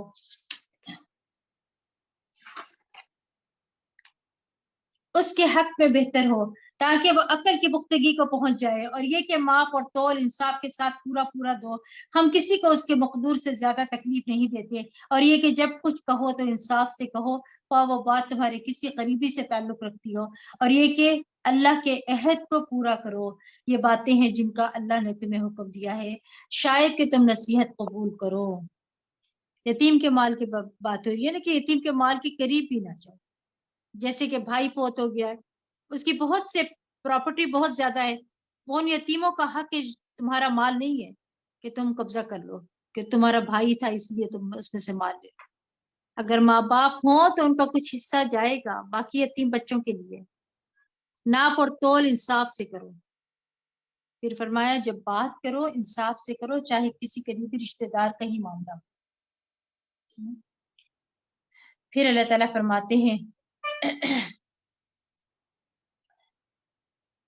اور بلا شبہ یہی میری سیدھی راہ ہے، لہٰذا اسی پر چلتے جاؤ اور دوسری راہوں پر نہ چلو، ورنہ وہ تمہیں اللہ کی راہ سے ہٹا کر جدا کر دیں کہ اللہ نے تمہیں اپنی انہی باتوں کا حکم دیا ہے، شاید کہ تم کجروی سے بچ جاؤ۔ یعنی لوگوں کو مت دیکھو کہ وہ عمل کرتے ہیں یا نہیں۔ بعض اوقات ہم یہ دلیل دیتے ہیں نا کہ سب ہی ایسا کرتے ہیں، تو یہ حجت نہیں ہوتی ہے۔ دیکھنا یہ ہے کہ اللہ نے اس کی اجازت دی ہے کہ نہیں دی۔ اگر ان احکامات پر عمل نہ کیا تو تفرقہ بھی ہو جائے گا، اور کیا ہے تم صراط مستقیم سے بھی دور نکل جاؤ گے۔ پھر اللہ تعالیٰ فرماتے ہیں پھر ہم نے موسیٰ کو ایسی کتاب دی جو نیک روش اختیار کرنے والے کے لیے مکمل تھی، اور اس میں ہر ضروری بات کی تفصیل بھی تھی، اور یہ کتاب ہدایت اور رحمت بھی تھی، اور اس لیے دی تھی کہ شاید وہ لوگ اپنے پروردگار سے ملاقات پر ایمان لائیں۔ اور یہ کتاب قرآن جو ہم نے نازل کی ہے بڑی بابرکت ہے، لہٰذا اس کی پیروی کرو اور اللہ سے ڈرتے رہو، شاید کہ تم پر رحم کیا جائے۔ اللہ کی رحمت کس پر ہوتی ہے؟ اللہ سے ڈرنے والوں پر۔ قرآن میں ہر خیر کی تعلیم اور ہر شر سے بچاؤ کا طریقہ بتایا گیا ہے، یعنی اس کے پڑھنے سے ایسی برکات جاری ہوتی ہیں کہ کسی بھی خیر کی چیز سے انسان محروم نہیں رہتا پھر، اور اس کتاب میں کوئی ایسا شر نہیں جس سے نہ ڈرایا گیا ہو۔ تو اس لیے جب انسان اس کی پیروی کرتا ہے تو شر سے محفوظ ہو جاتا ہے۔ قرآن کی بدولت گھروں میں بھی برکتیں اترتی ہے نا۔ سیدنا ابو ہریرہ رضی اللہ عنہ کہا کرتے تھے بے شک قرآن پڑھنے کی وجہ سے گھر اپنے رہنے والوں کے لیے کشادہ ہو جاتا ہے، یعنی دلوں میں وسعت آ جاتی ہے، ایک دوسرے کو برداشت کرنے کی توفیق ہو جاتی ہے، اس میں فرشتے حاضر ہوتے ہیں۔ یعنی جب انسان تلاوت کرتا ہے، پڑھتا ہے نا، سمجھتا ہے، تو فرشتے آتے ہیں۔ شیاطین اس گھر کو چھوڑ دیتے ہیں کیونکہ انہیں یہ سب کچھ بہت برا لگتا ہے، اس لیے وہ چھوڑ کے چلے جاتے ہیں۔ اس گھر کی خیر و برکت بڑھ جاتی ہے، اور قرآن نہ پڑھنے کی وجہ سے گھر اپنے رہنے والوں کے لیے تنگ ہو جاتے ہیں، خواہ بڑے بڑے محلات ہی کیوں نہ ہو۔ فرشتے اس گھر کو چھوڑ دیتے ہیں، شیاطین اس پر بسیرا کر لیتے ہیں، اور اس کی خیر و برکت کم ہو جاتی ہے۔ پھر تو اکیلے اکیلے مل بیٹھ کر گھر والے سب جو ہے کیا کریں، علم کی مجلس قائم کریں، گھر والوں کو، ہمسایوں کو، آس پاس والوں کو، دوستوں کو، چاہے مل کر کھانا بھی کھا لیں، لیکن کچھ قرآن کا حصہ بھی پڑھیں، سمجھیں، غور و فکر کریں۔ بعض وقت دعوتیں ہوتی ہیں نا، لیکن ان میں صرف کپڑوں کے، کھانوں کی باتیں ہوتی رہتی ہیں، ادھر ادھر کی چیزیں اور معلومات، بزنس کے طریقے شیئر کیے جاتے ہیں، سیاست پہ باتیں ہوتی رہتی ہیں، لیکن آخرت کی بزنس کی بات ہی نہیں ہوتی۔ اسی لیے پھر کیا ہوتا ہے، برکت ہی نہیں ہوتی۔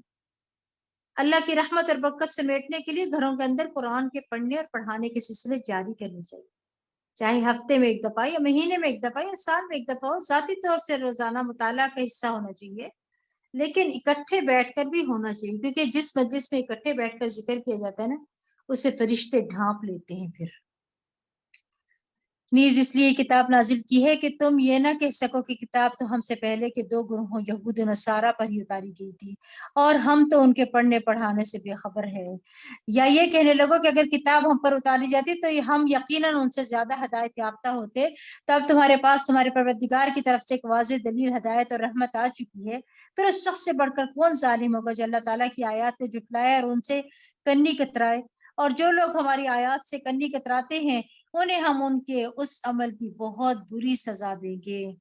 کیا یہ اسی بات کا انتظار کر رہے ہیں کہ ان کے پاس فرشتے آئیں، یا خود آپ کا پروردگار آئے، یا اس کی کوئی نشانی معجزہ آئے؟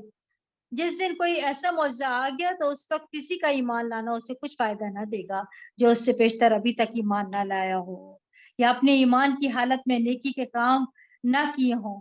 آپ ان سے کہیے کہ تم بھی انتظار کرو، ہم بھی انتظار کرتے ہیں۔ جن لوگوں نے اپنے دین میں تفرقہ ڈالا اور کئی فرقے بن گئے، یہاں پہ فرقہ واریت سے بچنے کی تلقین کی جا رہی، اور کئی فرقے بن گئے، ان سے آپ کو کچھ سروکار نہیں، ان کا معاملہ اللہ کے سپرد دے، پھر وہ خود ہی انہیں بتلا دے گا کہ وہ کن کاموں میں لگے رہتے ہیں۔ جو کوئی اللہ کے ہاں کوئی نیکی لے کر آئے گا تو اسے اس نیکی کا 10 گنا ثواب ملے گا۔ من جاء بالحسنة فله عشر أمثالها ومن جاء بالسيئة فلا يجزى إلا مثلها وهم لا يظلمون۔ جو کوئی اللہ کے ہاں کوئی نیکی لے کر آئے گا تو اسے اس نیکی کا 10 گنا ثواب ملے گا، اور جو برائی لے کر آئے گا اسے اتنی ہی سزا دی جائے گی جتنی اس نے برائی کی تھی، اور ان پر ظلم نہیں کیا جائے گا۔ ایک نیکی ملٹی پلائی بائی کیا کہیں گے 10، ایک برائی 1 equal by 1۔ یہ اللہ کا بندوں پر بہت ہی احسان ہے، اس احسان کی مزید تفصیل حدیث سے پتہ چلتی ہے۔ سیدنا ابن عباس رضی اللہ عنہ کہتے ہیں کہ رسول اللہ صلی اللہ علیہ وسلم اپنے رب تبارک و تعالیٰ سے روایت کرتے ہوئے فرماتے ہیں کہ بے شک اللہ نے، اسے نا حدیث قدسی بھی کہتے ہیں، کہ بے شک اللہ نے نیکیاں اور برائیاں لکھی، پھر ان کو بیان کر دیا کہ جس نے نیکی کا ارادہ کیا، نیت کر لی، لیکن عمل نہ کر سکا، تو اللہ نے اس کے لیے اپنے پاس ایک مکمل نیکی لکھ دی، اور اگر اس نے ارادہ کرنے کے بعد عمل بھی کر لیا تو اللہ نے اس کے لیے اپنے پاس 10 نیکیوں سے لے کر 700 بلکہ اس سے بھی زیادہ لکھا۔ اور جس نے کسی برائی کا ارادہ کیا پھر اس پر عمل نہیں کیا تو اللہ نے اس کے لیے اپنے پاس ایک مکمل نیکی لکھ دی۔ یعنی برائی کا ارادہ کیا ہے لیکن برائی کی نہیں ہے تو کیا کیا، اللہ تعالیٰ نے اس کی نیکی لکھ دی، ایک نیکی۔ سبحان اللہ۔ اگر اس نے ارادہ کرنے کے بعد عمل بھی کیا تو صرف ایک برائی لکھی جائے۔ تو سوچئے کہ اگر اس نے تناسب کے ساتھ بھی کسی کی برائیاں نیکیوں سے اوپر ہو جائے تو پھر اس کا انجام کیا ہونا چاہیے؟ اتنی نیکیاں ملتی ہیں، اس کے باوجود نیکیاں نیچے برائیاں اوپر ہو جائیں تو پھر کیا انجام ہوگا؟ اللہ نے تو ہم کو نیکیاں کمانے کے کھلے موقع عطا کیے اور ایک ایک نیکی کا پہاڑ بنا دیا، تو پھر بھی اگر کسی کی نیکیاں کم ہے اور برائیاں ہی اس نے زیادہ کی ہیں تو واقعی وہ برا ہی شخص ہوگا نا۔ پھر اللہ تعالیٰ فرماتے ہیں کہ جس کا کوئی شریک نہیں، مجھے اسی بات کا حکم دیا گیا اور میں سب سے پہلے اللہ کا فرما بردار بنتا ہوں۔ آپ ان سے کہیے کیا میں اللہ کے علاوہ کوئی اور پروردگار تلاش کروں، حالانکہ وہ ہر چیز کا رب ہے، اور جو شخص بھی کوئی برا کام کرے گا تو اس کا بار اسی پر ہوگا۔ کوئی شخص کسی دوسرے کا بوجھ نہ اٹھائے گا، پھر تمہیں اپنے پروردگار کے ہاں لوٹ کر جانا ہے، اور جن باتوں میں تم اختلاف کرتے ہو وہ سب کچھ تمہیں بتلا دے گا۔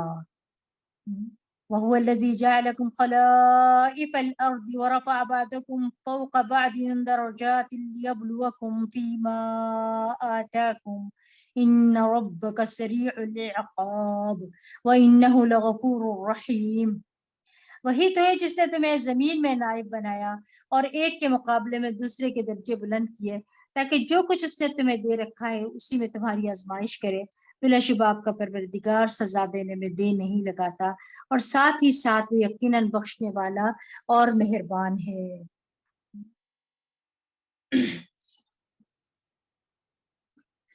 اللہ تعالیٰ نے ہم سے ہر کام میں اخلاص مانگا ہے، چاہے ہماری نماز ہو، جسمانی عبادات ہو، چاہے ہماری قربانی ہو، مالی عبادات ہو،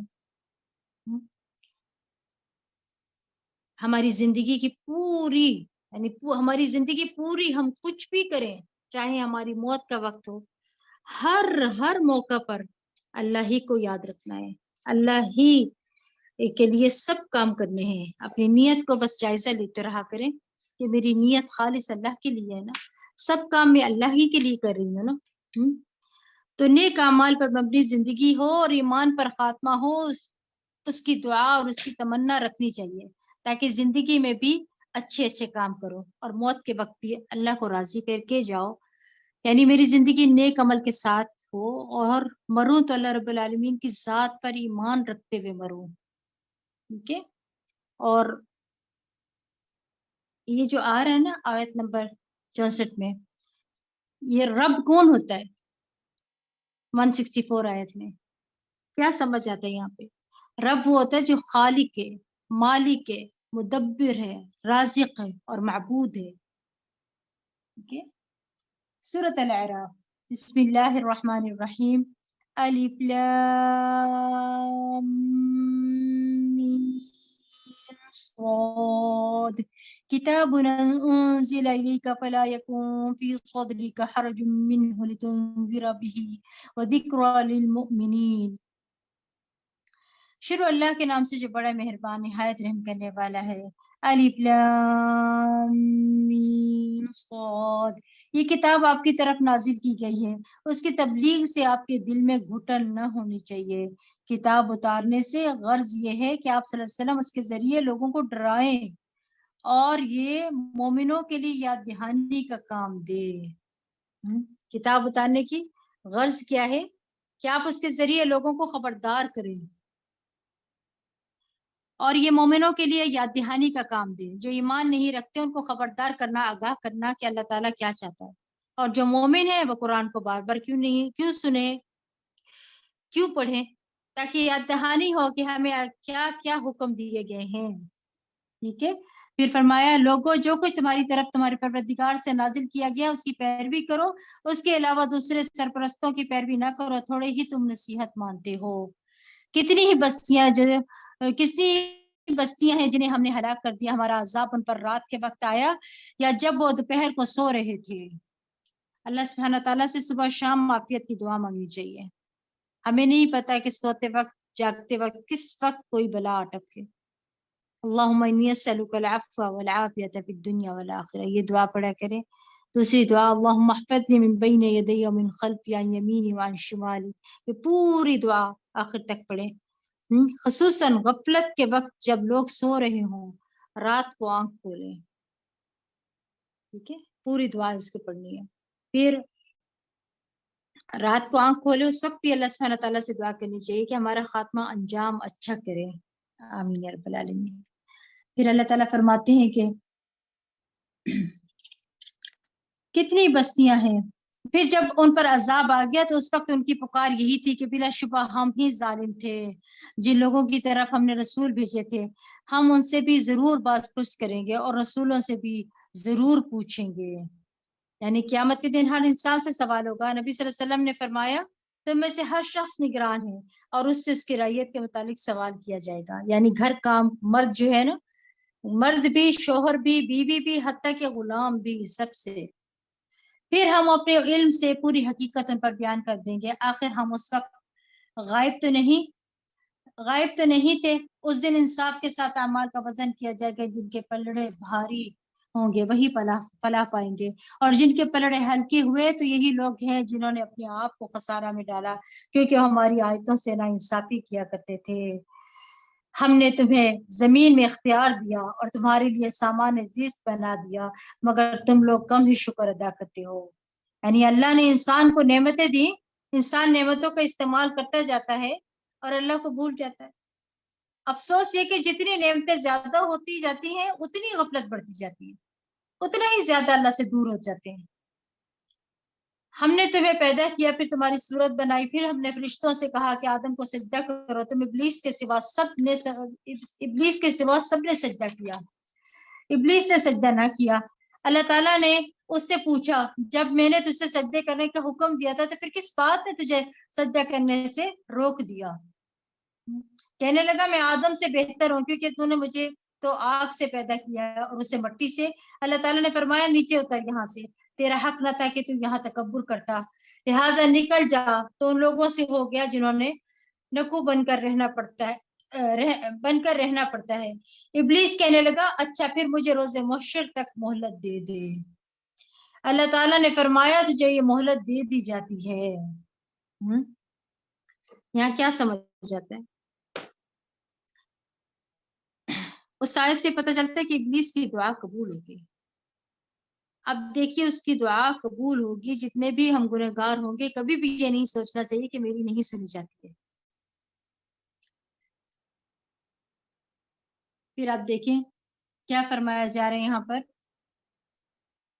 ابلیس نے کہا تو نے مجھے گمراہی میں مبتلا کیا ہے. نعوذ باللہ، اللہ پر الزام لگا رہا ہے. تو اب میں بھی تیری سیدھی راہ پر گھات لگا کر بیٹھوں گا. پھر انسانوں کو آگے سے پیچھے سے دائیں سے بائیں سے غرض ہر طرف سے گھیروں گا اور اپنی راہ پر ڈال دوں گا، اور تو ان میں سے اکثر کو شکر گزار نہ پائے گا. آپ دیکھیے کہ کیا کچھ وہ کہہ رہا ہے. یاد رکھیے اسلام کے ہر راستے پر شیطان بیٹھتا ہے. جب کوئی شخص مسلمان ہونے لگتا ہے تو اسے کہتا ہے کہ کیا تم اپنے ابا اجداد کے دین کو چھوڑ دو گے؟ ابن آدم اس کی بات نہیں مانتا، اسلام قبول کر لیتا ہے. پھر وہ ہجرت کے راستے پر بیٹھ جاتا ہے تو کہتا ہے کہ تم اپنے ابائی علاقے کو چھوڑ دو گے، لیکن اس کی بات نہیں مانتا، ہجرت کر جاتا ہے. پھر وہ جہاد کے راستے میں بیٹھ جاتا ہے، پوچھتا ہے کہ تم جہاد کرنے جا رہے ہو، یہ تو نفس اور مال کے بارے میں مشقت پہ پڑنا ہے. تم لڑو گے تو قتل کر دیے جاؤ گے، تمہاری بیوی اس سے نکاح کر لیا جائے گا، تمہارے مال تقسیم کر لیا جائے گا. لیکن وہ اس کی بات نہیں مانتا اور وہ جہاد کرتا ہے. تو رسول اللہ صلی اللہ علیہ وسلم نے فرمایا جس نے شیطان کے ساتھ ایسا کیا تو اللہ عز و جل پر حق کے کہ وہ اسے جنت میں داخل کرے، اور جو قتل کیا گیا تو اللہ عز و جل پر حق کے کہ اسے جنت میں داخل کرے. ان بڑے بڑے اعمال کی مثال دے کر بتا دیا گیا ہے کہ انسان مسلمان ہو بھی جاتا ہے تب بھی ابلیس ہر راستے پر بیٹھتا ہے. ہر نیکی کا کام جب آپ کرنے لگتے ہیں تو ضرور دل میں وسوسے ڈالتا ہے. پھر دیکھیے یاد رکھیے کہ سارے غموں اور پریشانیوں کی بنیادی وجہ ناشکری ہے. ٹھیک ہے،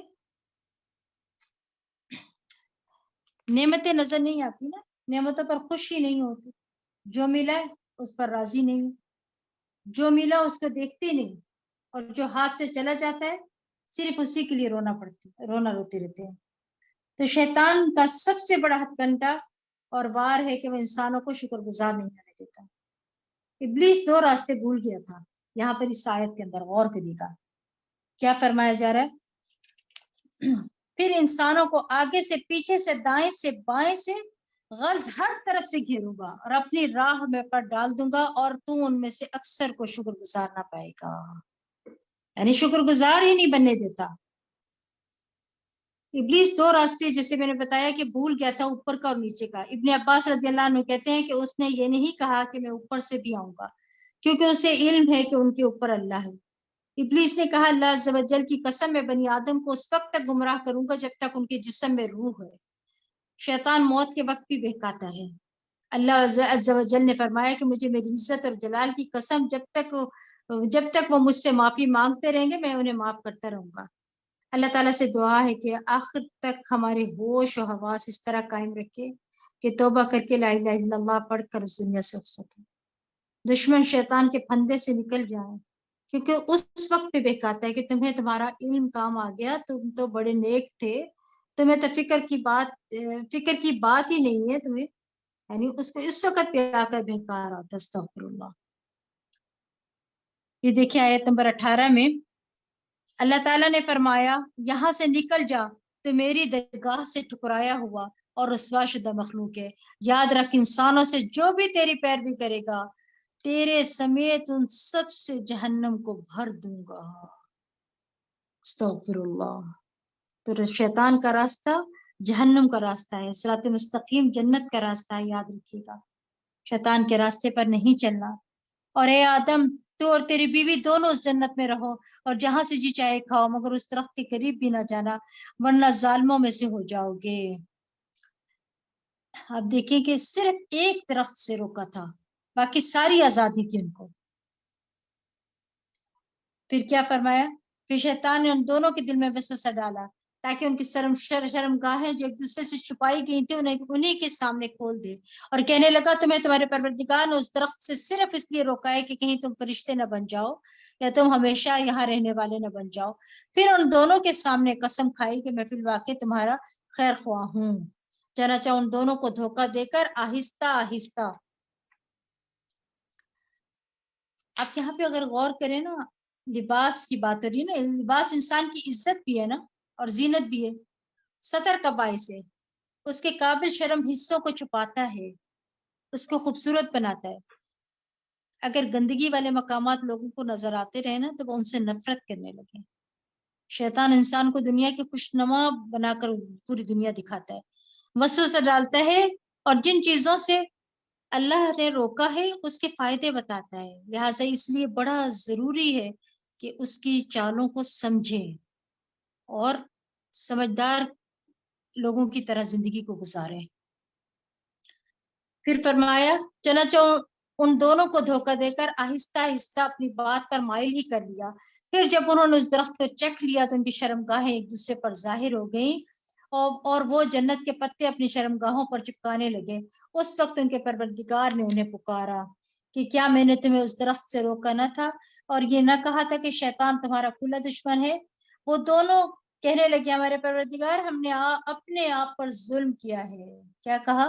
قال ربنا ظلمنا انفسنا وان لم تغفر لنا وترحمنا لنكونن من الخاسرین، ہم نے اپنے آپ پر ظلم کیا اور اگر تو نے معاف نہ کیا اور ہم پر رحم نہ کیا تو ہم بہت نقصان اٹھانے والوں میں سے ہو جائیں گے۔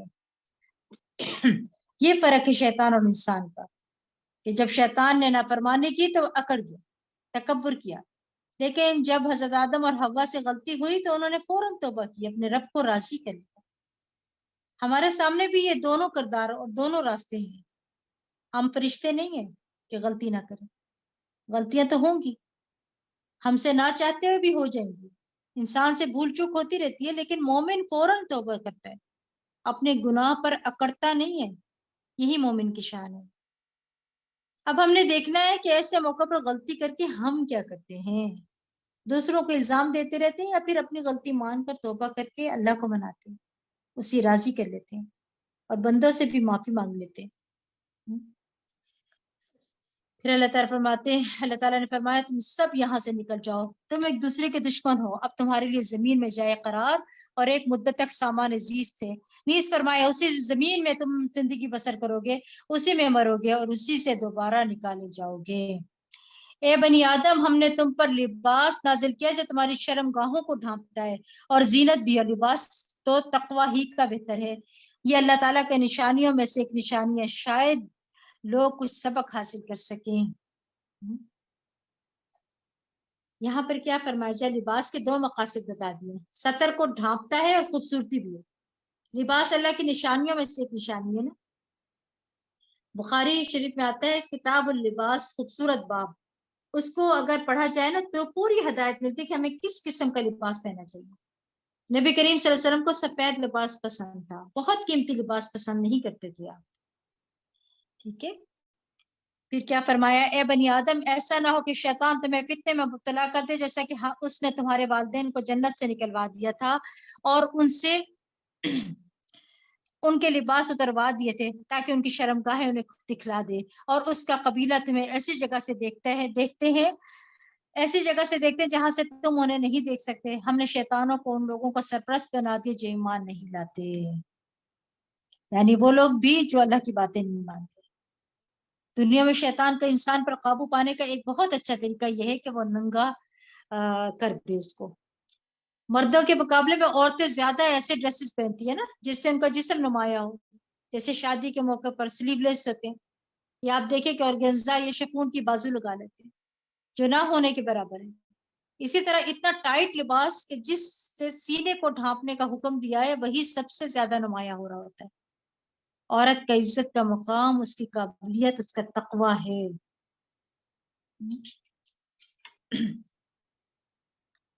اچھا دیکھیں، لباس اتروانے کو عورت کی آزادی سمجھ لیا گیا ہے نا. یہ بھی خوش فہمی ہے کہ اپنے جسم کو نمایاں کرنا آزادی ہے. استغفر اللہ. اور دیکھیں یہ آزادی جو ہے کہاں ہے مجھے بتائیے. اس کے بعد جس قسم کی مشکلات آتی ہیں وہ انسان کو آزاد تو نہیں رہنے دیتی. عورت کے لیے عزت کا مقام اس کی قابلیت ہے، اس کا تقوی ہے. وہ اپنے اعمال کی بنیاد پر مقام پیدا کرے، نہ کہ اپنے جسم کی بنیاد پر دوسروں کی نظر میں جچے. تنگ لباس، باریک لباس پہن کر دراصل انسان دوسروں کے ہاتھ میں کٹ پتلی بن جاتا ہے کہ جیسے وہ چاہ رہے ہیں ہم ویسے بھی بن رہے ہیں. اگر ہم لوگوں کو چلانے پر چل رہے ہیں، جیسا وہ لباس پسند کر رہے ہیں ویسا پہن رہے ہیں، تو پھر ہماری اپنی سوچ سمجھ اللہ کا حکم کہاں ہے؟ لوگوں کے حساب سے چل رہے ہیں. پھر یاد رکھیے لباس عورت کے لیے بہت بڑی آزمائش ہے اور اس کے لیے جنت میں جانے کے راستے میں رکاوٹ بھی ہے. نبی صلی اللہ علیہ وسلم نے فرمایا جہنمیوں کی دو قسمیں میں نے ابھی تک نہیں دیکھی، یعنی آپ کے زمانے میں یہ لوگ نہیں تھے.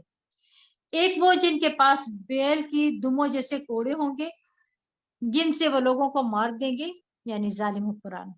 دوسرے وہ جو کپڑے پہننے کے باوجود ننگی ہوگی، مائل ہونے والی اور دوسروں کو مائل کرنے والی. ان کے سر بختی اونٹ کی کوہان کی طرح ہے. خاص طور پر یہ بات کی جا رہی ہے. اور کون سے جو آج کل اسکارف پہنتے ہیں، پیچھے وہ بڑے بڑے کچھ رکھ لیتی ہیں پیچھے اپنے جوڑے کی طرح بنا کے، اوپر بڑے بڑے اسکارف پہن کے تو اس کا سٹائل بناتی ہیں کہ باہر نکلتے وقت میرا پیچھے سے. یہ ان کی بات ہو رہی ہے. ایسی عورتیں جنت میں داخل ہی نہیں ہوں گی اور نہ ہی اس کی خوشبو پائیں گی، حالانکہ اس کی خوشبو سے اس طرح لمبے فاصلے سے آتی ہے. یعنی آپ صلی اللہ علیہ وسلم نے کیا فرمایا یہاں پر اس حدیث کے اندر؟ جو لباس پہن کر بھی عورتیں ننگی ہیں اور جو اس طرح کے جوڑے بنا کے اوپر سے اسکارف لے کے اور یہ اپنا بناتی ہے، یہ ساری کہاں ہوں گی؟ جنت میں داخل ہی نہیں ہوں گی اور نہ ہی اس کی خوشبو پائیں گی. یاد رکھیے اللہ سبحانہ تعالیٰ نے قرآن اور نبی صلی اللہ علیہ وسلم نے حدیث پہ واضح کر دی کہ ایک عورت کا لباس کیسا ہونا چاہیے. مردوں کو بھی یہ اجازت نہیں ہے کہ وہ ننگے رہیں. مشرکین مکہ ننگا طواف کرتے تھے نا. شیطان نے ان کو سجا دیا کہ جو لباس پہنتے اس میں طواف کرنا درست نہیں، بلکہ اتار کر رکھنا نہیں. دیکھیے اللہ کا حکم ہے کہ مناسب لباس پہن کر عبادت کرو. ٹھیک ہے.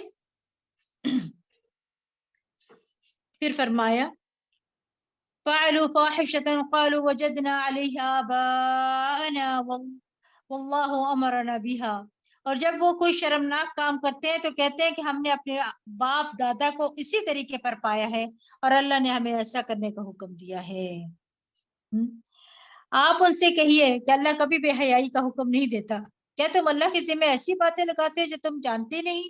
آپ کہیے کہ میرے پروردگار نے تو انصاف کا حکم دیا اور اس بات کا کہ ہر مسجد میں نماز کے وقت اپنی توجہ ٹھیک اسی کی طرف رکھو اور اس کی مکمل حقیقت تسلیم کرتے ہوئے خالصتاً اسی کو پکارو، جس طرح اس نے تمہیں پہلے پیدا کیا ہے اسی طرح تم پھر پیدا کیے جاؤ گے۔ ایک فریق کو تو اس نے ہدایت کی اور دوسرے فریق پر گمراہی واجب ہو گئی، کیونکہ انہوں نے اللہ کو چھوڑ کر شیطانوں کو اپنا سرپرست بنا لیا تھا، پھر وہ یہ بھی سمجھ رہے ہیں کہ سیدھی راہ پر ہیں۔ یعنی بہت سے لوگ اس دھوکے میں مبتلا ہیں، غلطی کرتے ہوئے اپنے آپ کو جسٹیفائی کرتے ہیں، اپنے آپ کو صحیح سمجھتے ہیں، اگر ان کو روکا جائے تو روکنے والے کو الٹا غلط قرار دے دیتے ہیں کہ آپ ہی غلط ہیں۔ یا بنی آدم خذوا زینتکم عند کل مسجد وکلوا واشربوا ولا تسرفوا انہ لا يحب المسرفین۔ اے بنی آدم، جب بھی کسی مسجد میں جاؤ تو آراستہ ہو کر جاؤ اور کھاؤ پیو، لیکن اسراف نہ کرو، کیونکہ اللہ تعالیٰ اسراف کرنے والوں کو پسند نہیں کرتا۔ کیا فرمایا جا رہا ہے؟ اے بنی آدم، جب بھی کسی مسجد میں جاؤ تو آراستہ ہو کر جاؤ۔ کیا مطلب ہے؟ صاف ستھرا آنا چاہیے عبادت گاہوں کے اندر، کیونکہ اس سے اپنی عبادت متاثر ہوتی ہے اور دوسرے کی بھی۔ یہاں زینت سے مراد اچھے کپڑے، مسواک اور خوشبو ہے، لیکن عورتوں کو مسجد میں خوشبو لگا کر آنے سے منع کیا گیا تاکہ مردوں کی عبادت میں خلل پیدا نہ ہو۔ جمعہ کے خاص طور پر جمعہ کے دن اچھی طرح اہتمام کرنا، نہانا، اچھا لباس پہننا، مسواک کرنا، خوشبو لگانا، ناخن تراشنا اور غیر ضروری بال، نجاست کے بال بھی صاف کر لیں اور فریش ہو کر مسجد میں جانا، یہی اس کا حکم کا تقاضا ہے۔ رسول اللہ صلی اللہ علیہ وسلم نے فرمایا کہ تم میں سے کسی کے لیے حرج نہیں کہ اگر ممکن ہو تو جمعہ کے لیے اپنے کام کاج کپڑوں کے علاوہ کپڑے اور بنا رکھے، یعنی اسپیشل ڈریس میں آؤ۔ اس کا یہ مطلب نہیں کہ نئے نئے جوڑے سلوائیں، مطلب یہ ہے کہ کچھ ایسے صاف ستھرے کپڑے ایک طرف رکھ دیں کہ جب جائیں، وہی نہیں کہ وہی داغ والے، وہی کام والے کپڑے وہی سارے پہن کے چلے جائیں، نہیں، بلکہ ایک طرف ایسے کپڑے رکھتے ہیں جس سے پتا ہو کہ میں نے جب جانا ہے نماز کے لیے تو میں یہ والے پہن کے جاؤں، کام کاج والے نہ ہوں بلکہ صاف ستھرے ہوں، یہ مطلب ہے۔ پھر اللہ سبحانہ تعالیٰ فرماتے ہیں، آپ ان سے کہیے کہ اللہ تعالیٰ نے اپنے بندوں کے لیے جو زینت اور کھانے کی پاکیزہ چیزیں پیدا کی ہیں انہیں کس نے حرام قرار دیا ہے؟ آپ کہیے کہ چیزیں دنیا کی زندگی میں ان لوگوں کے لیے ہیں جو ایمان لائے اور قیامت کے دن تو خالصتاً انہی کے لیے ہوں گی۔ ہم اسی طرح اپنی آیات کو صاف صاف بیان کرتے ہیں ان لوگوں کے لیے جو علم رکھتے ہیں۔ یعنی ڈاکٹرز کہتے ہیں نا کہ ساری طب اسی آیت میں ہے، یعنی انسان اگر اعتدال سے کھاتا تو بیمار نہیں پڑتا، ٹھیک ہے؟ بیماری ہوتی ہے بے احتیاطی سے، یعنی جیسے کبھی میٹھا زیادہ کھا لیا، کبھی نمکین چیزیں زیادہ کھا لی، کبھی ایک ہی طرح کی چیزیں زیادہ کھا لی۔ بیلنس ڈائٹ کا نہ ہونا اسراف ہے۔ جیسے بچوں کو کھانے کے وقت بندہ کیا کہتا ہے، آئس کریم دے تو کھانا ہی نہیں کھائیں گے نا، ٹھیک ہے؟ تو کیا سمجھ آیا؟ کھانے کے وقت بیلنس ڈائٹ ہونی چاہیے، کھانا صاف ستھرا اور طیب ہونا چاہیے۔ نبی صلی اللہ علیہ وسلم نے فرمایا مرنے کے بعد سب سے پہلے انسان کے جسم میں اس کا پیٹ بدبودار ہوتا ہے، اور جو کوئی طاقت رکھتا ہو کہ پاک اور طیب کے سوا کچھ اور نہ کھائے تو اسے ایسا ہی کرنا چاہیے۔ بہت پیٹ بھر کے نہیں کھانا چاہیے، سادہ غذا کھانی چاہیے۔ حضرت عائشہ رضی اللہ عنہ کہتی ہے محمد صلی اللہ علیہ وسلم کے گھرانے نے اگر کبھی ایک دن میں 2 بار کھانا کھایا ہو تو ضرور اس میں ایک وقت صرف کھجوریں ہوتی تھی، ایک وقت بس پکا ہوا کھانا ہوتا تھا۔ اللہ تعالیٰ ہمیں بھی ہدایت دے اور توازن اپنے کھانے میں کرنے کی توفیق عطا فرمائے۔ پھر فرمایا آپ ان سے کہیے کہ میرے پروردگار نے جو چیزیں حرام کی ہیں وہ یہ ہے بے حیائی کے کام جو خواہ ظاہر ہوں یا پوشیدہ ہوں، اور گناہ کے کام اور ناحق زیادتی، اور یہ کہ تم اللہ کے شریک بناؤ جس کے لیے اس نے کوئی سند نہیں اتاری، اور یہ کہ تم اللہ کے ذمہ ایسی باتیں لگا دو جن کا تمہیں علم نہیں ہے۔ ولیتما، گناہ کس کو کہتے ہیں؟ یہ جاننا چاہیے نا کہ گناہ کس کو کہتے ہیں۔ والبغی بغیر الحق، کسی کو گالی دینا، کسی کا مال ہتھیار لینا، کسی کے ساتھ سرکشی کا رویہ اختیار کرنا، چھوٹی سی بات پر پھٹنا اور دوسرے پر اتنا غصہ کرنا کہ اس کے ساتھ زیادتی ہو جائے، ٹھیک ہے؟ اور پھر فواہش کی کئی قسمیں، کیا فرمایا؟ حرم ربی الفواحش ما ظهر منها وما بطن والاثم والبغي بغیر الحق. فواحش کی کتنی قسمیں ہیں؟ کچھ کا تعلق ذہن سے، فحش سوچیں، کچھ کا حرکتوں سے جیسے زنا وغیرہ، کچھ فحش ایکشن میں ہوتا ہے، آنکھ کا زنا دیکھنا ہے گندی چیزوں کو، زبان کا زنا بولنا ہے یعنی فحش گفتگو یا گالی گلوچ، دل کا زنا خواہش آرزو برے کام برے فعل یعنی زنا وغیرہ کی، پھر شرم گاہ ان سب کو سچا کرتی ہے یا اس کو جھٹلاتی ہے. اسی طرح تکبر، خود پسندی، ریا، نفاق، یہ بھی فحش چیز ہے. پھر اسی طرح باتوں میں بےہودہ گوئی، فضول باتیں ہیں. مومن جو ہے نا فحش گو نہیں ہوتا، تانا دینے والے نہیں ہوتا ہے، لعنتیں کرنے والا نہیں ہوتا، گالی گلوچ کرنے والا نہیں ہوتا.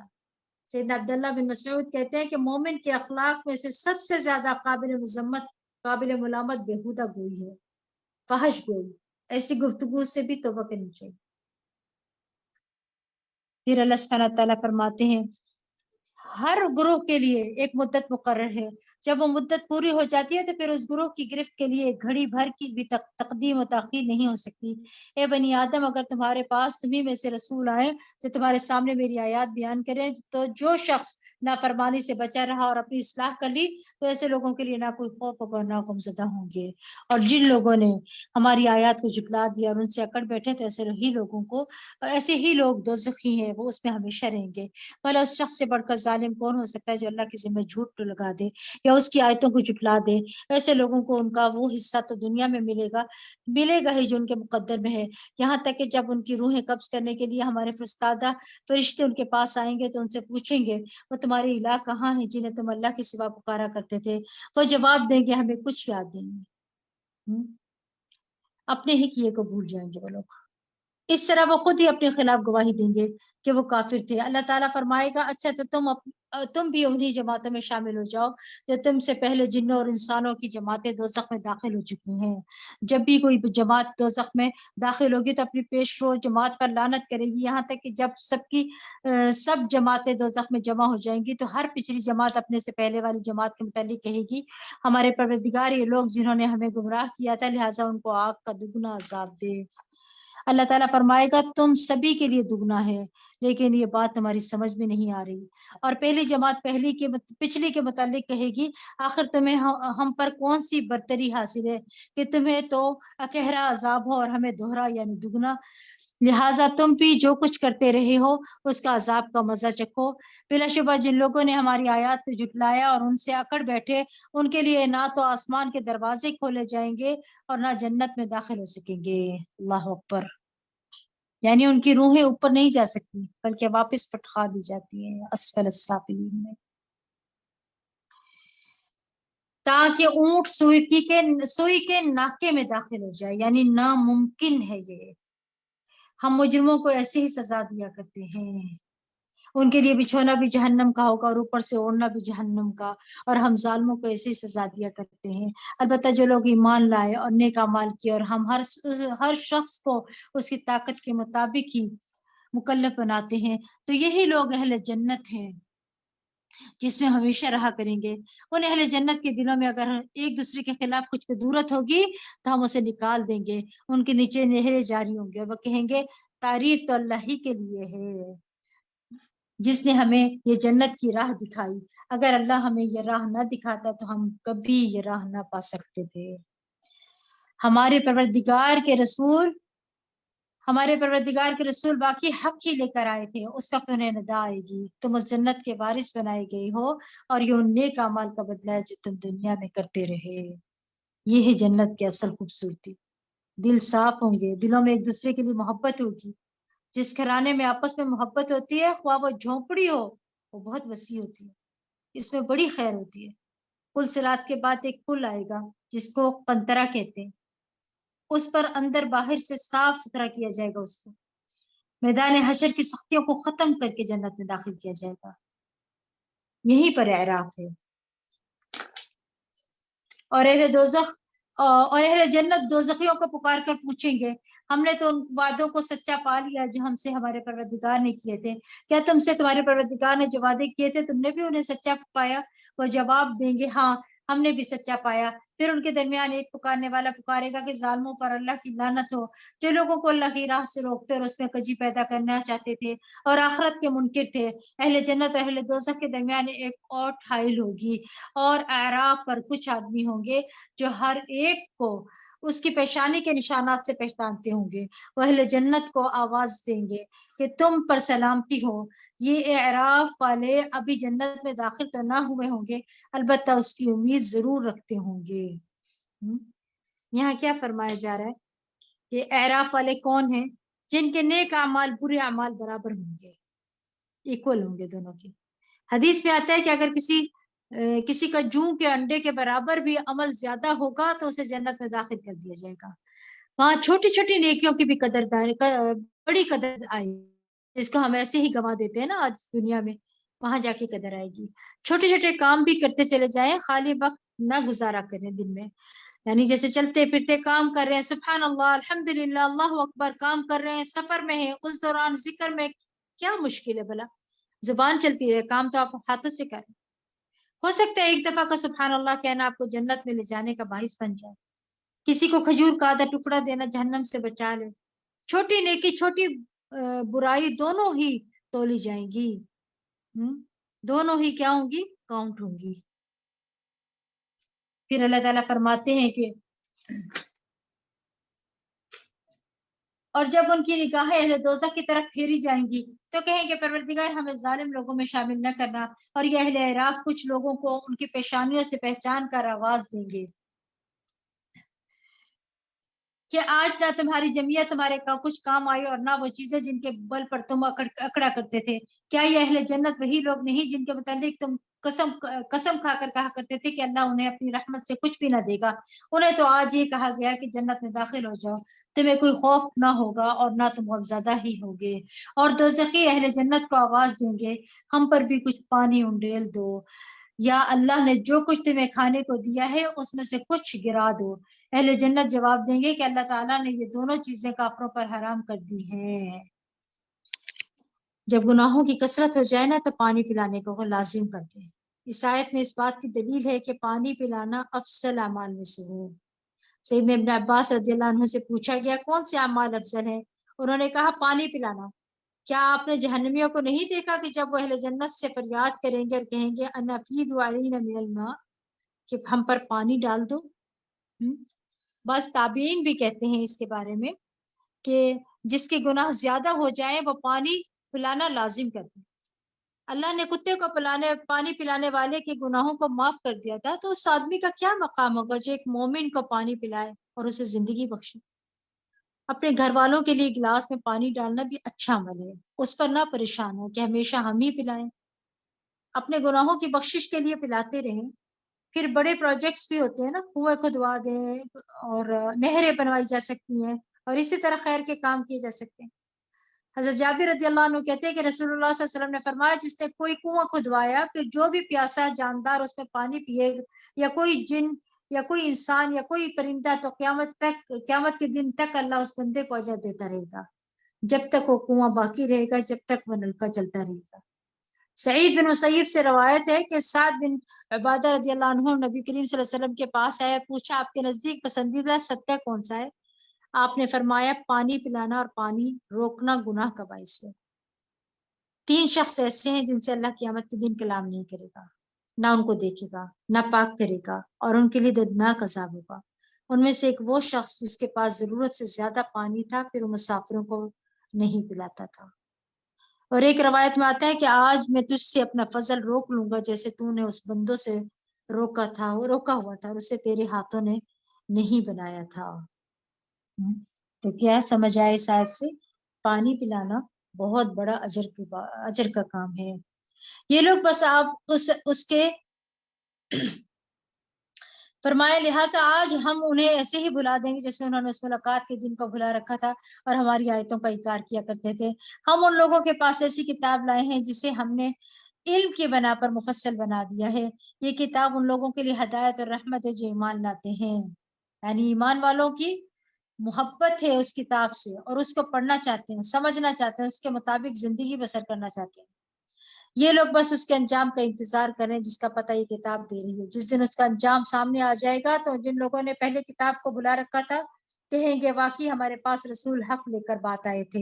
پھر اب کیا ہمارے لیے کوئی سفارشی ہے جو ہماری سفارش کرے، یا ہمیں واپس دنیا میں ہی بھیج دیا جائے تاکہ جو کام ہم کرتے رہے اس کے علاوہ دوسری قسم کے کام کریں. ان لوگوں نے اپنے آپ کو خسارے میں ڈال دیا اور جو کچھ بھی وہ باتیں بنایا کرتے تھے انہیں کچھ یاد نہیں، نہ رہیں گی. یقیناً تمہارا پروردگار وہ اللہ ہے جس نے آسمان اور زمین کو 6 دن میں پیدا کیا، پھر اپنے عرش پر قرار پکڑا. وہی رات کو دن پر ڈھانک دیتا ہے، پھر دن رات کے پیچھے دوڑا چلاتا ہے، اور سورج چاند ستارے سب چیزیں اس اللہ کے حکم کے تابع ہیں. یاد رکھو اسی نے پیدا کیا ہے تو حکم بھی اسی کا چلے گا. بڑا بابرکت ہے اللہ تعالیٰ جو سارے جہانوں کا پروردگار ہے. اپنے پروردگار کو ادعوا ربکم تضرعا وخفیہ انہ لا يحب المعتدین، اپنے پروردگار کو گڑ گڑاتے ہوئے اور چپکے چپکے پکارو، یقیناً وہ حد سے بڑھنے والوں کو پسند نہیں کرتا. تضرعاً کا مطلب ہے عاجزی سے دعا کرنا، اپنے گناہوں کا اقرار کرتے ہوئے دعائیں مانگنا. خفیہ کا مطلب ہے چھپ چھپ کر رونا گڑ گڑانا، اپنے رب کے حضور دعائیں کرنا ہے. اور زمین میں حالات کی درستی کے بعد ان میں بگاڑ پیدا نہ کرو، اللہ کو خوف اور امید سے پکارو. یقیناً اللہ کی رحمت نیک کردار لوگوں سے قریب ہے. یعنی اللہ کے ساتھ ڈر کے ہوتے ہیں کہ بس تھوڑی دیر کے لیے ڈر آیا اور ختم ہو گیا. یاد رکھیے ایمان، تقوی اور احسان کی وجہ سے رحمتیں اور برکتیں ملتی ہیں. اور پھر زمین سے مراد انسان ہے، اچھے انسانوں سے بہت خیر پھوٹتی ہے نا.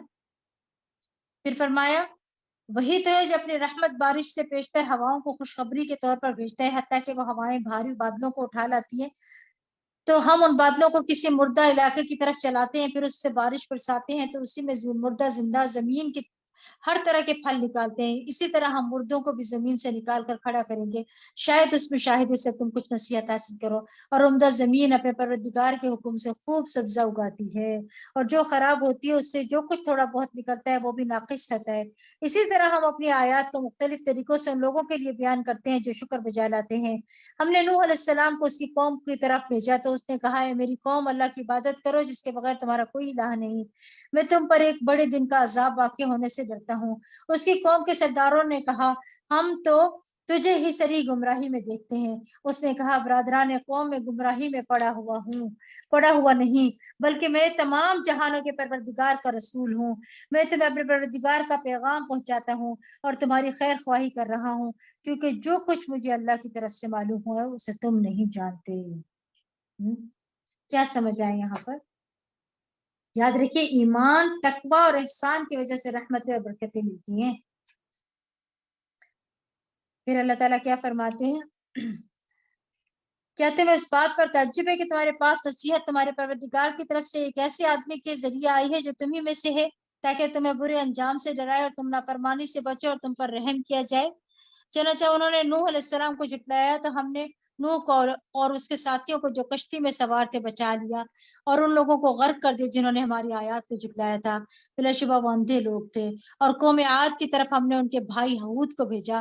اس نے اپنی قوم کے لوگوں سے کہا اللہ کی عبادت کرو جس کے بغیر تمہارا کوئی الہ نہیں، کیا تم اللہ سے ڈرتے نہیں؟ اس کی قوم کے کافر سرداروں نے کہا ہم تو تجھے کم عقل آدمی دیکھتے ہیں اور ہمارا خیال ہے کہ تم جھوٹے ہو. اللہ تعالیٰ اپنے مخلوق میں سے بہترین لوگوں کو اپنی نبوت کے لیے چنتا ہے. نبوت کی شرائط میں سے ایک یہ ہے کہ نبی صادق اور امین ہوتا ہے، مگر ان کو جھوٹا اور بیوقوف کہا گیا. اگر اتنے بہترین لوگوں کو ایسا کہا گیا ہے تو ہمیں اگر کوئی جھوٹا کہہ دے تو ہم دل نہ خراب کریں، کام کرتے رہیں. ہم سے بہترین لوگوں کو جھوٹا کہا گیا ہے. پھر اللہ تعالیٰ کیا فرماتے ہیں کہ میں اپنے پروردگار کا پیغام پہنچاتا ہوں اور تمہارا امین خیر خواہ ہوں. کیا تم اس بات پر تعجب کرتے ہو کہ تمہارے پروردگار کی طرف سے تمہارے پاس نصیحت ایک ایسے آدمی کے ذریعے آئی ہے جو تمہیں میں سے ہے، تاکہ وہ تمہیں برے انجام سے ڈرائے. اور اللہ کا احسان یاد کرو جب اس نے تمہیں قوم نوح کے بعد زمین کا جانشین بنایا اور تمہیں خوب تنومند بنایا. بس اللہ کی نعمتوں کو یاد کرو تاکہ تم فلاح پاؤ. وہ کہنے لگے کیا تم ہمارے کیا تو ہمارے پاس اس لیے آیا ہے کہ ہم ایک ہی اللہ کی عبادت کریں اور جنہیں ہمارے ابا اجداد پوچھتے رہے انہیں چھوڑ دیں؟ اگر تو سچا ہے تو جس عذاب کی تو ہمیں دھمکی دیتا بولیا۔ ہود علیہ السلام نے کہا تمہارے پروردگار کی طرف سے تم پر عذاب اور اس کا غضب ثابت ہو چکا ہے، کیا تم مجھ سے ایسے ناموں کے بارے میں جھگڑا کرتے ہو جو تم نے اور تمہارے ابا اجداد نے رکھ لیے ہیں؟ یعنی دنیا کے معاملے میں ہم ایڈوانس ہو گئے ہیں لیکن دین کے لیے پرانے ابا اجداد کے طریقے۔ عجیب منطق ہے یہ۔ آج ہم میں سے کون ہے جو نانی دادی والے کپڑے پہنتا ہو یا ان کے والے کھانے پکاتا، مگر جب دین کی بات آتی ہے تب ابا اجداد کی بات کرتے ہیں کہ ہمارے بڑے تو یہی کرتے تھے، جن کے لیے اللہ نے کوئی سند نہیں اتاری۔ سو اب تم بھی انتظار کرو اور میں بھی تمہارے ساتھ انتظار کرتا ہوں۔ پھر ہم نے اسے اور اس کے ساتھیوں کو اپنی مہربانی سے بچا لیا اور ان لوگوں کی جڑ کاٹ دی جنہوں نے ہماری آیتوں کو جھٹلایا تھا اور ایمان لانے والے نہیں تھے۔ اور سمود کی طرف ان کے بھائی صالح کو بھیجا، اس نے اپنی قوم کے لوگوں سے کہا اللہ کی عبادت کرو جس کے بغیر تمہارا کوئی الہ نہیں، تمہارے پاس تمہارے پروردگار کی طرف سے واضح معجزہ آ چکا ہے، یہ اللہ کی اونٹنی تمہارے لیے معجزہ ہے، اسے اللہ کی زمین پر چرنے دو اور اسے برے ارادے سے ہاتھ نہ لگانا ورنہ ایک دردناک عذاب تمہیں آ لے گا۔ اور وہ وقت یاد کرو جب قوم عاد کے بعد تمہیں اللہ نے جانشین بنایا اور تمہیں اس علاقے میں آباد کیا، تم زمین کے ہموار میدانوں میں محل بناتے ہو اور پہاڑوں کو تراش تراش کر گھر بنا لیتے ہو، لہٰذا اللہ کے احسانات کو یاد کرو اور زمین میں فساد نہ مچاتے پھرو۔ ہود کی قوم کے متکبر سرداروں نے ان کمزور لوگوں کو جو ان میں سے ایمان لا چکے تھے کہا کیا تم جانتے ہو کہ صالح اپنے رب کا رسول ہے؟ وہ کہنے لگے جو کچھ اسے دے کر بھیجا گیا ہے ہم تو اس پر ایمان رکھتے ہیں۔ وہ متکبر کہنے لگے جس بات پر تم ایمان لائے ہو ہم تو اسے ماننے والے نہیں، یعنی سمجھنے کی کوشش ہی نہیں کی کہ ایمان کہاں سے آتا ہے۔ چنانچہ انہوں نے اونٹنی کو کونچے کاٹ ڈالی اور اپنے پروردگار کے حکم سے سرتابی کی اور کہنے لگے صالح اگر تو رسول ہے تو جس عذاب کی تو ہمیں دھمکی دیتا ہے وہ لیا۔ کیسے بیوقوف تھے، اپنے لیے عذاب خود مانگ رہے تھے، کتنا تکبر اور غرور تھا ان کے اندر۔ آخر انہیں زلزلے نے آ لیا اور وہ اپنے گھروں میں اوندے پڑے رہ گئے۔ پھر صالح کہتا ہے کہ ان کے ہاں سے چلے گئے، اے قوم میں نے تمہیں اپنے پروردگار کا پیغام پہنچا دیا تھا اور تمہاری خیر خواہی بھی کی لیکن تم خیر خواہی کرنے والوں کو پسند ہی نہیں کرتے۔ بڑی قوموں میں یہ برائی ہوتی ہے نا کہ وہ ایمان والوں کو پسند ہی نہیں کرتے، ان کو بیوقوف سمجھتے ہیں۔ اور لوط علیہ السلام نے جب اپنی قوم سے کہا تم بے حیائی کا وہ کام کرتے ہو جو تم سے پہلے اہل عالم میں سے کسی نے بھی نہیں کیا تھا، تم شہوت رانی کے لیے عورتوں کو چھوڑ کر مردوں کے پاس آتے ہو، تم تو حد سے بڑے ہوئے لوگ ہو۔ اور اس کی قوم کو اس کے سوا کوئی جواب بن نہ آیا کہ انہوں نے یہ کہہ دیا کہ اپنی بستی سے انہیں نکال دو، یہ لوگ پاک باز بنے پھرتے ہیں۔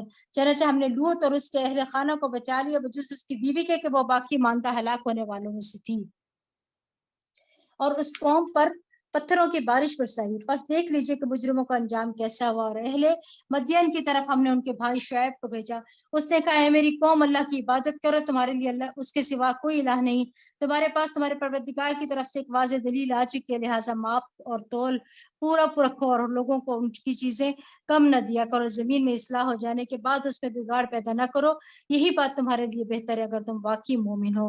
اور زندگی کی ہر راہ پر راہزن بن کر نہ بیٹھ جاؤ کہ لوگوں کو دھمکاتے پھرو، اور جو شخص اللہ پر ایمان لائے اسے اس کی راہ سے روکنے لگو اور اس سیدھی راہ میں کجی کے درپے ہو جاؤ۔ اور وہ وقت یاد کرو جب تم تھوڑے تھے تو اللہ نے تمہیں زیادہ کر دیا، اور دیکھو کہ فساد کرنے والوں کا کیا انجام ہوتا ہے۔ وَإِن كَانَ طَائِفَةٌ مِّنكُمْ آمَنُوا بِالَّذِي أُرْسِلْتُ بِهِ وَطَائِفَةٌ لَّمْ يُؤْمِنُوا فَاصْبِرُوا حَتَّى يَحْكُمَ اللَّهُ بَيْنَنَا وَهُوَ خَيْرُ الْحَاكِمِينَ۔ اور اگر تم میں سے ایک فریق ایسا ہے کہ جو کچھ مجھے دے کر بھیجا گیا اس پر ایمان لے آیا اور دوسرا فریق ایمان نہیں لایا تو صبر کرو تاکہ اللہ ہمارے درمیان فیصلہ کر دے، اور وہی سب سے بہتر فیصلہ کرنے والا ہے۔ وآخر دعوانا ان الحمد للہ رب العالمین۔ سبحانک اللہم وبحمدک اشہد ان لا الہ الا انت استغفرک واتوب الیک۔ السلام علیکم ورحمۃ اللہ وبرکاتہ۔